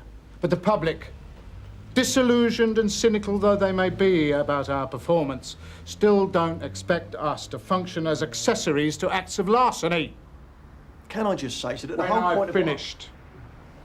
Look, not only have you made us look like a pack of plonkers in front of the general public, but I've had the superintendent of traffic division bending my ear on the telephone. He did make the point that his merry men are hated quite sufficiently enough by the motoring fraternity for what they actually do, without being blamed for atrocities perpetrated by Scannell. Yes, I can see that aspect to the matter, sir. Well, I'm very glad to hear that, Hollis, because I had been wondering if you'd lost all control of your rational faculties. Well? Sir?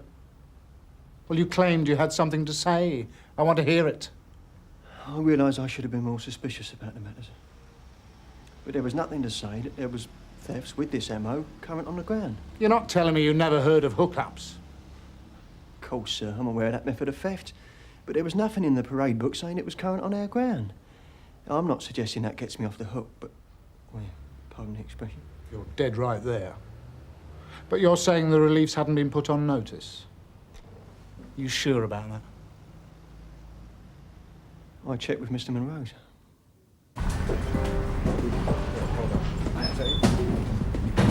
Alf. Jamie. Hello, mate. So, what you got to say to me?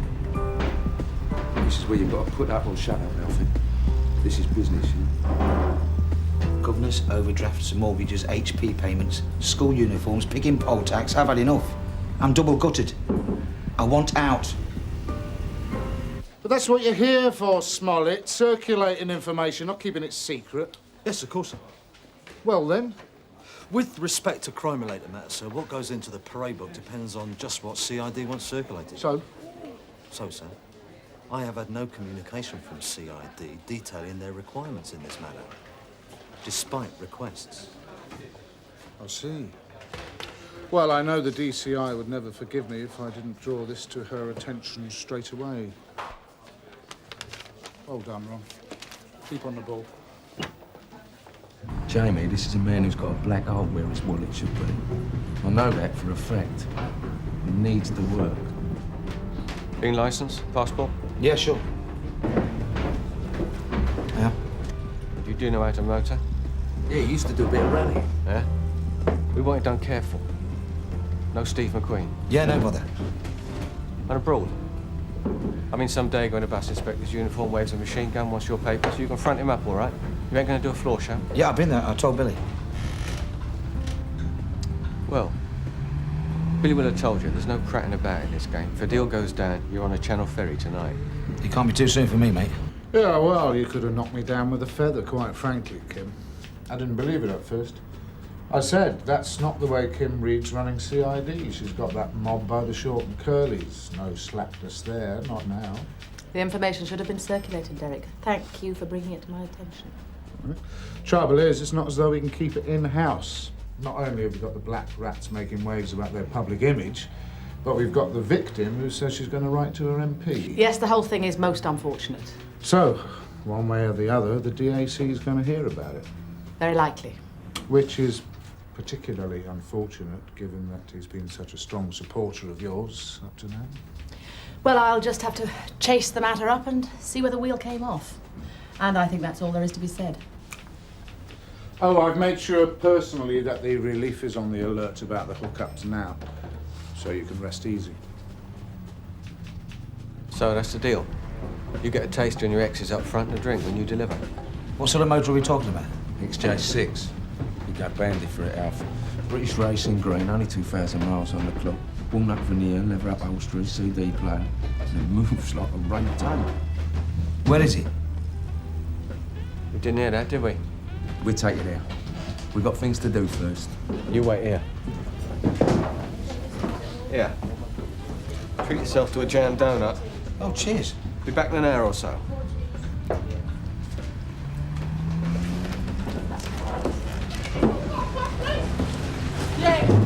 Mum? Hookups. Yes? Who's the investigating officer? Lines, Mum. Where is he? Actually, he's out on... On inquiries. Yes, he would be. Show me the file. Yes, Mum.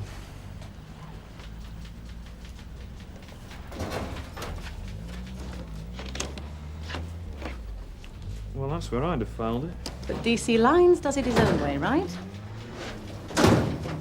Yeah, here we are.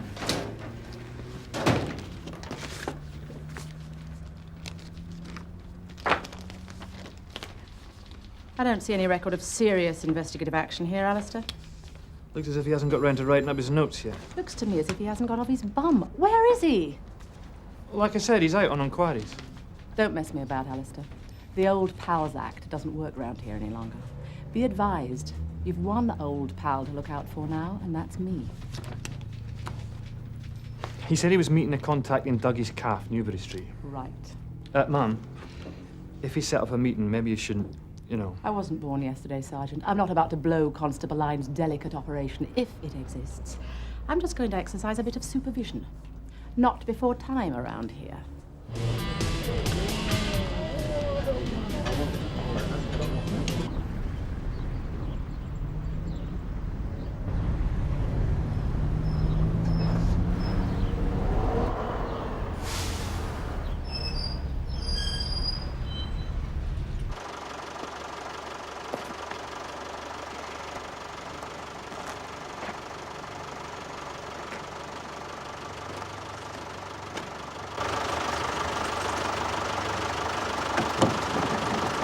What's the matter, mate? Just switch your motor off, please. Get out the cab. What for? You heard what I said.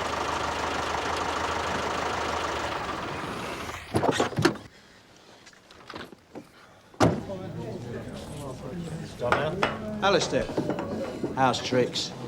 Well... What? You're up to speed on Tosh's operation, aren't you? Why? Well, because nobody else knows the SP. And now the DCI's sticking her oar in.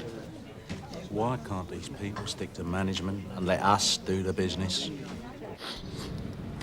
There, I've got the geezer's signature. A. O'Donnell? Well, where's this A. O'Donnell now, then? I mean, anyone could have written that, couldn't they? He took time off work to see me collecting the car. Once I got it hooked up, he took off again. You got a number for this place of work, then? I ain't got nothing. I'm just the driver. They got all that back at the office. 171 from Sierra Oscar receiving. Go ahead, Narika. DNC check gives the owner of the vehicle as James Anthony Whitbread of the Oast House, Cedar Road, Orpington. Yeah, Narika, can you send a van to my location and a driver for a pickup truck together with its load, which I'm impounding as evidence? Over. OK, Gav, so you say it's all in aid of Tosh infiltrating this firm that's hooking up motors. But what it looks like is Tosh slacking. Or pulling some stroke of his own. No, nothing like that.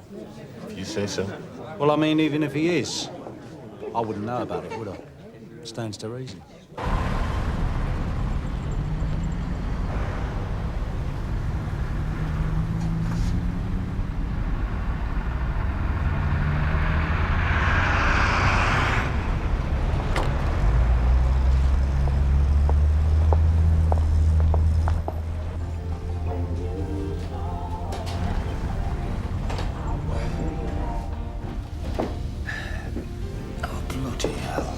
Would you like to tell me how stuffing your face for the last 2 hours is advancing investigations into vehicle thefts? Ma'am, you're blowing out a very delicate operation. I've got news for you, Sunshine. My department doesn't run operations too delicate for me to know about. Especially ones that could be mistaken for fits of bone highborn. Shut up and follow me, Litten. I see you've changed your mind then, Alfie. Pity about that. Don't call us. Hang on a minute, lads, hang on. I mean, sit down, please. Please sit down. There's nothing to say, is there? Well, it's all on still as far as I'm concerned. Let me tell you, eh? This is Kim, this is Billy, this is Jamie. I should have told you before. Kim and me, me and Kim, we're going to Spain together. Terrific. What's it got to do with us? Make your own holiday arrangements. We're not a travel agent, mate. Hey, listen, what looks better, eh? A single man travelling on his own or a couple travelling together? Don't know what he's told you, darling. Well, We don't have any secrets, do we? Oh, magic. Well, old Alfie here might have been gilding the lily a bit, sweetheart. The fact is, there was a possibility of us doing some business together, but it's gone down the tubes now. Nothing you need to worry your head about. Listen, you don't understand. We're doing a runner. We can't turn back. I'm ditching a wife and 5 kids. And Kim, Alfie said this was our big chance together, and... No, go on, Kim, you tell him. Go on. You tell him. I work for a building society. I've been transferring money into a fake account. We're going to use plastic to rip it off in slices from every service till between here and the Spanish frontier. I was born for this woman. You don't understand what I'm saying, do you? We're both in the Last Chance Saloon. There's nobody keener than us to be on that ferry. You know, could end up with more aggravation from pulling out of this and going through with it. I mean, the motor's got to be shifted. Yeah, all right. Let's do it. Oh, that's great. You won't regret it. You couldn't book us a double cabin on the ferry, could you? Sure. I'll ask them to lay on a bottle of champagne, the Janet Reagan nightly. How about that? Oh, that's nice, thanks, yeah. Come on, lovebirds. There better be a result out of this, or I'll have your guts for garters. I would have thought misunderstanding was a very mild description of what's gone on, Inspector. It's Chief Inspector, actually, Mr. O'Donnell. The car in question was not registered in your name. Well, it wouldn't be, would it? I only bought it yesterday. It was bad enough the thing refused to start after I got it home. Having it hijacked by some officious buffoon of a policeman when I've authorized its repair just adds insult to injury. I see your point, Mr. O'Donnell. I do indeed. 35, 36, 37, 38, 39, 40. Right, that's your archer up front. Great. Now then, documents. Oi! Keep away from there, girl. You might get hurt. Here's your registration. Looks good enough to me. Yeah, it can do the job. I don't expect you'll even have to flash it. Cheers. Can I load up? Sure. Now, you know who to see when you get there. Yep. And you can pick up your tickets at the ferry office. We got it all sus, Billy. No problem. Come on, love. Now we're motoring. Passport. You have got your passport with you, sweetheart. I checked his, now I want to check yours. You think we're a right pair of plonkers, don't you? Well, I'm getting a bit naffed off with your attitude. We're putting our necks on the line for you, mister. So at least grant us a bit of common sense. I just want to check. It's all right, Jamie, I've seen it. It's one of those British visitors jobs, you know, you get from the post office. It's in my bag, on the back seat. All right then, Alfie. Never been better. See ya.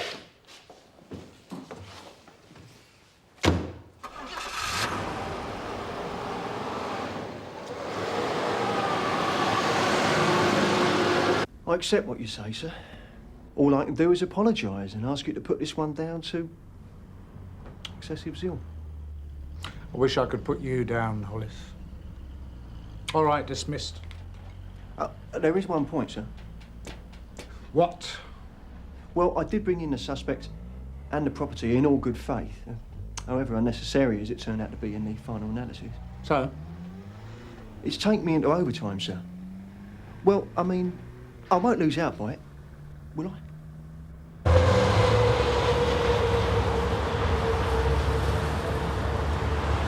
It's real leather too. Walnut on the dash, and he goes like shift.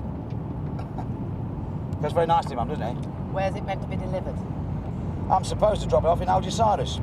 Then he gets another new set of plates and papers and they ship it across to Morocco, right? Yeah, that's what we reckon. Trading in for cannabis. Then that's brought over on big power boats. Big business, Tosh.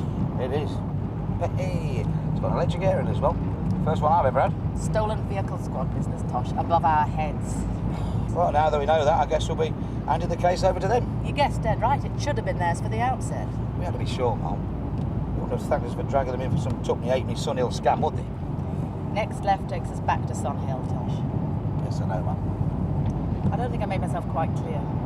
If a stunt like this is on the cards, I don't want to be left out so I'm spared any embarrassment. I want to be brought in so I can knock it on the head. Look what we've got, man. We've got the motor, bent papers, the premises. Yes, and we could have been given a bloody good hiding back there and left the trail stone cold for anybody else. You know where this operation should head up, don't you? Spain. Keep on going. Maintain cover on the ferry. Through France, over the border, Front up the real barons. Maybe that's what someone will do, but it won't be our firm. You better get in lane. I told you. The next turn off. Yeah, I know, Mum. It brings us back to Sunhill.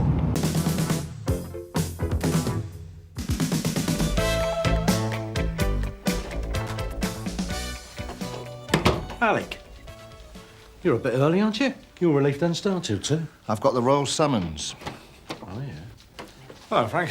Alex, sorry to keep you waiting. That's right, sir. I've only got a few minutes, I'm afraid. I've got to attend the Jamel Singh Memorial. Marion, could you rustle up a couple of cups of coffee? Yes, sir. What's that all about? I don't know. You can't see what they would want to steal. Did you recognise any of the boys? No, I was asleep. Couldn't see, it was dark. Are you sure you shouldn't still be in hospital, Mrs. West? Oh, they wanted to keep me in for observation. But I had to come home. I was worried that the little beggars would have everything. Well, we'll have to think of some way of protecting you. The hospital gave me a walking stick, so I'll be ready for them next time. Well, at least you haven't lost your sense of humour. No. I'll make you that cup of tea. Oh, thanks, love. OK, mate.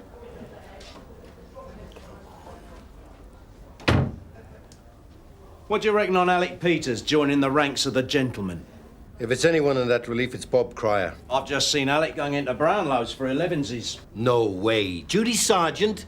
Most powerful job in the station. Unofficially.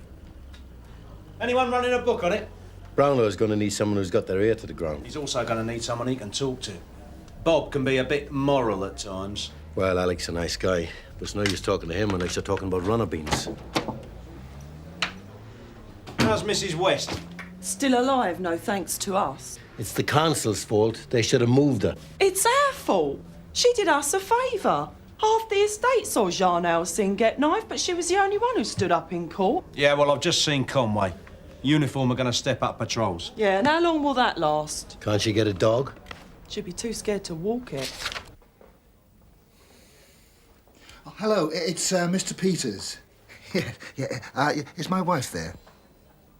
Oh, well, when she gets back to the ward, would you ask her to give me a ring, please? Yeah, thank you. You see Sergeant Cryer? No. Can I help? Oh, no, it's all right, Sergeant. Hey, Tom, fancy a game of pool? Oi, lads. Get your money out. I'm running a book on the new duty sergeant. What are the odds? Well, I got Bob Cryer at 3-1. Dave Spears coming in at 2-1. Even money on Alec Peters. Oh, Peters has got no chance. Why not? Well, he'd make the worst duty sergeant. He couldn't organise a brothel in Bangkok. Yeah, well, that wouldn't stop Brownlow from appointing him. Come on, you two. Shouldn't you be getting ready for duty? All right, Alec? Yeah.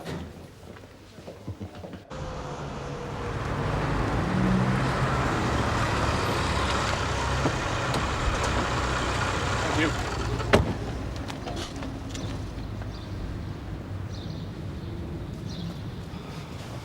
Councillor, I'm sorry I'm late. Glad you could make it, Chief Superintendent.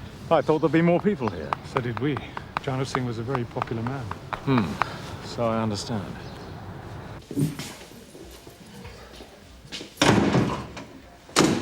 So, I'd be the worst duty sergeant, would I? Oh, I never said that, Sergeant. What did you say? It was just a joke. Well, you just kissed your overtime goodbye, son. Oh, come on, Sergeant. I mean, look, is it you? Are you the new duty sergeant? If I am, you'll be the first to find out. Oh, Sarge. You've probably heard this, but Mrs. West got broken into last night. Again? I've come to you. I thought maybe you could have a word with some of the families on the estate. Yeah, sure. I knew I could rely on you, Sarge. The funeral went off OK? Well, it's not like a wedding, is it? You can always rely on the main participant turning up. 49, heart attack. I'm surprised it wasn't his liver. The amount of scotch some of those young PCs used to bribe him with. He was pretty fair, though. He was meant to look after all the reliefs. I hardly ever saw him with ours. He went to Brownlow for me on a couple of occasions. That's probably because you gave him a couple of bottles of scotch. No, he was a nice man, but what I didn't like about him was when it came to going on courses or people needing overtime, he always favoured his old relief. So, who do you reckon will get the job? Well, Conway asked me if I was interested. But it's up to Brownlow. Oh, 9 to 5 would be nice, but you got to be a man for all seasons. You know what they say, every pig has its snout, even Brownlow. It is a political job. No, I wouldn't fancy it. Sitting up there like the Olympic flame. Olympic flame? You never go out. Right, Delia?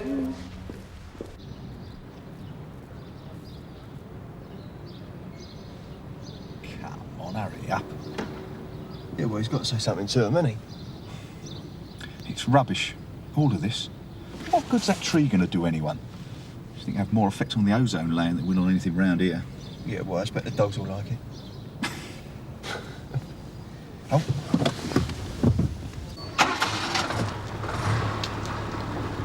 Well, that went off quietly, sir. Yes. Actually, I was hoping I could come and have a chat with you later. Were you, Hollis? Oh, yes, sir. As Federation rep, I thought you might be interested in my suggestions for the new duty sergeant. No, Hollis, I would not. Yeah, well, anyway, I've had some ideas and jotted down a short list. I've often thought, Hollis, that if you have a good duty sergeant, you don't really need a Federation rep. Yeah, well, I suppose you could look at it like that, sir.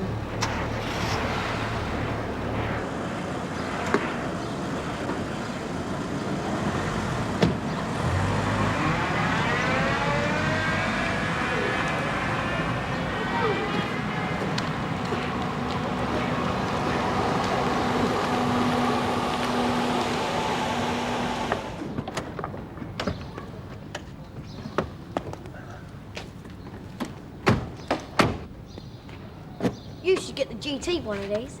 We can't afford it. What's an 0 to 60? I don't know, I never go that fast. How's your driving? All right. Joking, aren't you? No, Graham here does the steering, and Billy sits on the floor and works the pedals. Gonna nick me? Next time I catch you, I am. Don't believe it. No, and I did the juvenile court, that's why they got off. No, you stay here, that's why I brought you. Look after the car.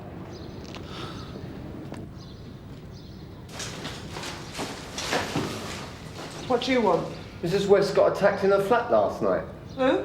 Mrs. West, the witness at your son's trial. Oh, I don't know nothing about it.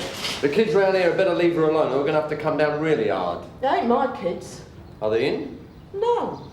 I told you, ain't my kids. You're all right then, aren't you? Keep away from that car. Why are you at school? You're in half term. Thought that was last week. Depends which school you go to. And which school do you go to? The one that's on half term.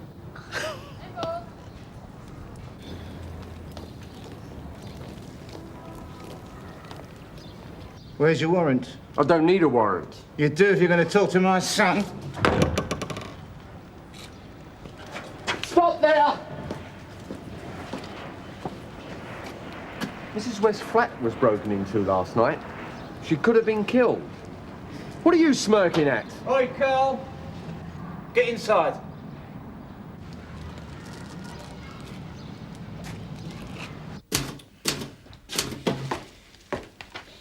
How's the work, Alec? We always get quiet moments like this, sir. Calm before the storm, mate. Can I have a word?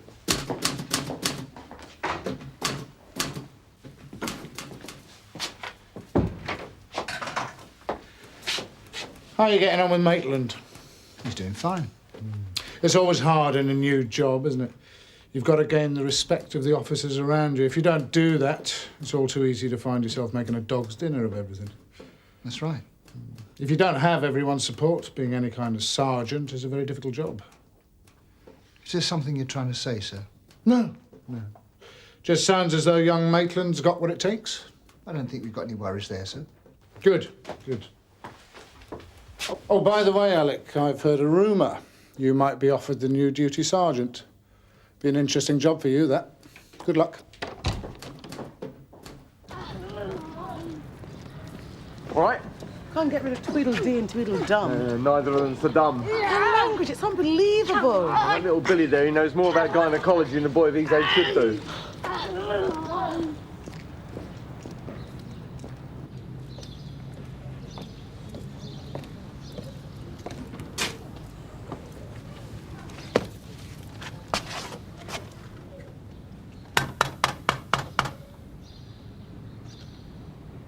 Mrs. West? Who is it? Sergeant Cryer, son ill. You all right? Yeah, I'm fine. Can I come in? Yeah, come in, love. I'm just having something to eat. I'll come back later. Oh, no, love. Come on in. You haven't had anyone come round about the glass in that door, then? Council's too busy planting trees, love. People haven't stopped dumping rubbish outside. Oh, that don't bother me now. Sit down, love. Do you want a cup of tea? Oh, I'm all right, thanks. I'm seeing what I can do about getting the council to move you. I've lived in this flat since just after me and Vic was married. Yeah?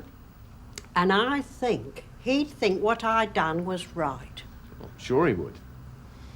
I've never had much to do with the Packies, and I noticed that none of them stepped forward to help me. But what that boy done was wrong, dear. Human life is sacred. Hi, Derek. All right, sir. I was wondering, you had any thoughts about the new duty sergeant? I've had some ideas, yeah. I was thinking of Bob Cryer. You don't think he's a bit too fiery for upstairs? Bit of house training would be very good. He is very popular with the men. Yes, he might listen to them more than me. Well, that depends how you use him, sir. He is a key figure in the station. What are you suggesting? Well, he is the best man for the job, but you could look at it from another angle. Pulling him upstairs would get him out of the way. He'd have a different role. He could be very influential. How very Machiavellian of you, Derek.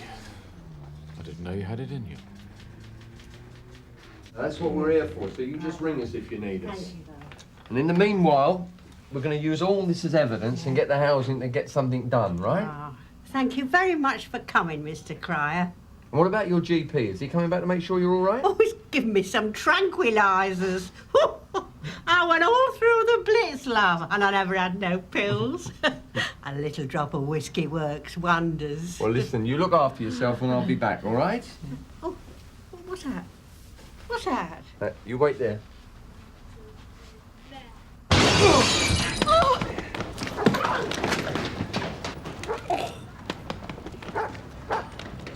He got a free vasectomy. Did you get a look at him? Oh, a couple of kids, white, 12, 13, I don't know. The usual.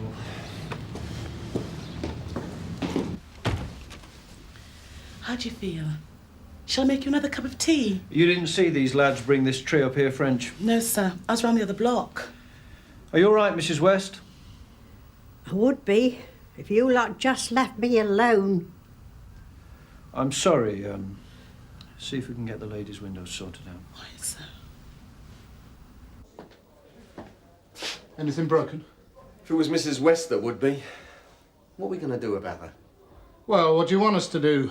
Lock up every kid on the Matthew Arnold estate? Well, she needs more than a plaster and a new door lock. It's down to housing. Oh, it's not our responsibility. Look, the Matthew Arnold estate is one of the best policed bits of property in London. Most policed? The kids on that estate are out of control. She is 73 years old, and no one is standing up for her rights or her civil liberties, so she's totally forgotten. Don't get so excited, Bob. Maybe Sid was lucky he died when he did. Well, I hope people don't treat me like that when I get to her age. Well, if you carry on like this, I doubt if you will. What is it?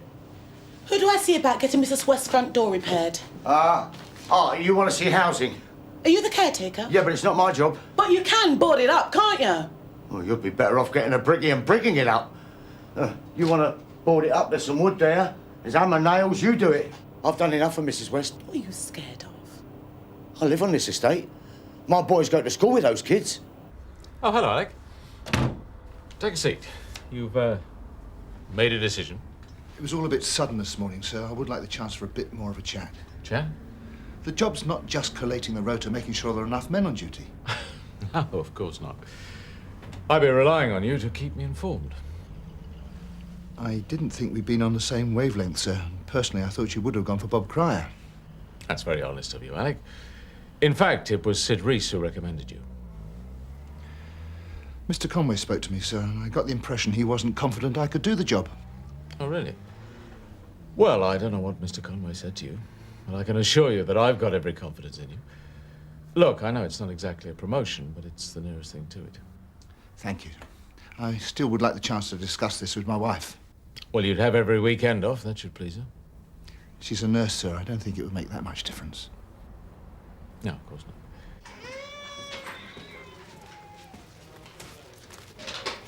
Yes, can I help you?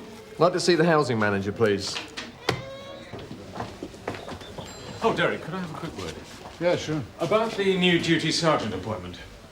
What's your opinion of Alec Peters? He's not bad. He's old enough for the job. I think the only slight query is whether or not he's reliable. Alec tells me that you've spoken to him about becoming duty sergeant. No, I don't think so. I remember we had a conversation about Maitland earlier. What about Maitland? I just wanted to know how he was getting on, that's all. Oh. Peters seems to have formed the impression that you were trying to dissuade him from accepting the job. Until now, I was unaware that you'd offered it to him, sir. Right, I've got her file, but she hasn't reported harassment. I'm sure she has. Well, there's no record of it. She's requested a transfer. There's mention of a damp bedroom and no lift. She's been spat at. She's been broken into. Her home has been vandalised. This afternoon, the Scannell Singh memorial tree came through her window. She could be dead. Well, we'd like a report. Well, I'll give you a report. What I want to know is when is she going to be rehoused? Oh, we've agreed to rehouse her, yes, last March. And how long will this take? Well, it all depends on what type of property she wants. She wants somewhere where she isn't beaten up. Preferably without a damp bedroom, where there's a lift. I am sympathetic. What are you doing? Well, the caretaker seemed reluctant, so I thought it'd be easier to do it myself. That's not your job. I thought my job was to look after Mrs. West. Are you all right, Sarge? Where is that caretaker?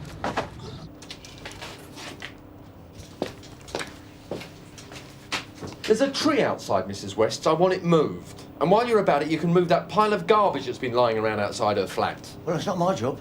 I was told you were the caretaker. Yeah, that's right. Well, then take care of it. Well, it's the refuse chute's broken. It's maintenance. Don't give me that. That's true. Well, what do you do?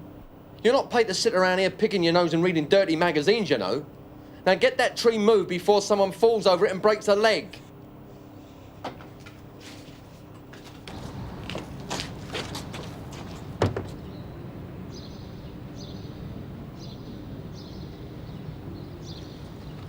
Who are they? I don't know.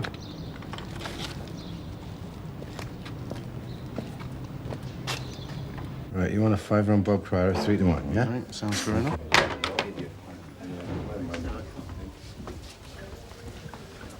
What are you up to, Roach? Oh, just a bit of paperwork, sir.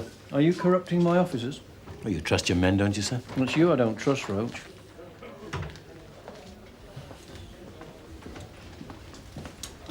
How you feeling? Sore.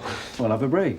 That's why I came back. I've left French out on the estate. That lot upset they don't know what's going on out there. Brownlow's not talked to you about becoming the new duty sergeant? It's only a bruise. I'm not past it yet. You were past it years ago, Bob. I thought you wanted to keep me on the relief. If you don't go, Bob, I'd be happy. But speaking as a mate, I think you deserve it. Yeah, I know, fine, yeah. Yeah, I will. Okay. I've got to go. Yeah. I'll speak to you later. Bye, love. Bye. Now, that Munro talked to me about the duty sergeant. The time to worry is when Brownlow talks to you. Ah, it's in Sid's will. It's Dave Spears. No, this relief's got 2 experienced sergeants. It's going to be one of us 2. I'll say one thing about that job. At least it gives you the opportunity to influence things more than we do now. And the chance of some early morning toast in the collator's office? You'd love that. Nah, I'm a relief man. I'm happy where I am. So am I. You'll surely be pleased now that Patrick's left home. Well, it'd be a bit of a shock for her, me being home every evening after all this time. If you were offered the job, would you accept it? After today. It'd be all right if they give you licensing or something as well. That's just an excuse to be in the pub every night. I could do with a drink now. I reckon you'd be the best out of the 2 of us. I'd give Brownlow a kick up the backside. It's what this station needs. True. Thing is, what would it do to the relief? Well, they'd survive without us. Wouldn't be the same without you, Bob.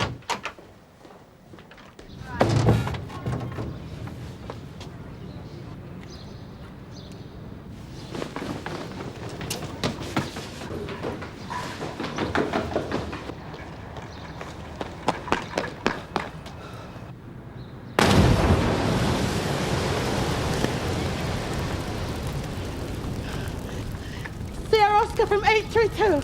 I'm on the Matthew Arnold estate outside Webster House. There's a motor vehicle on fire. That's my car! What is going on? They saw me with you lot, that's what's going on. Why? I told you, I live here, don't I? Come on, let's get out of here! Oh, you!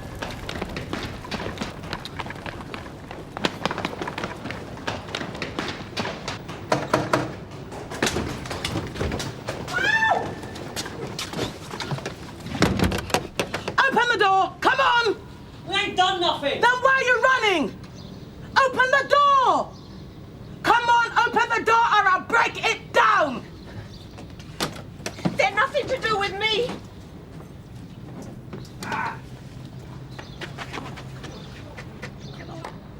Come on, let's go. Oi! Looks like he's damaged himself. Good.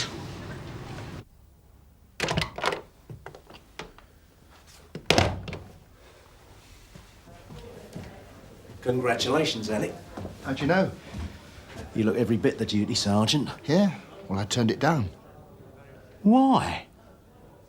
Look, keep it to yourself, will you? Look, don't screw yourself, Alec. This is your chance to move up. I've made my decision.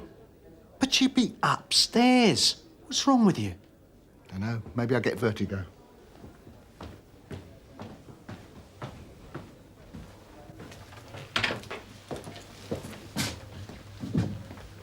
Good luck.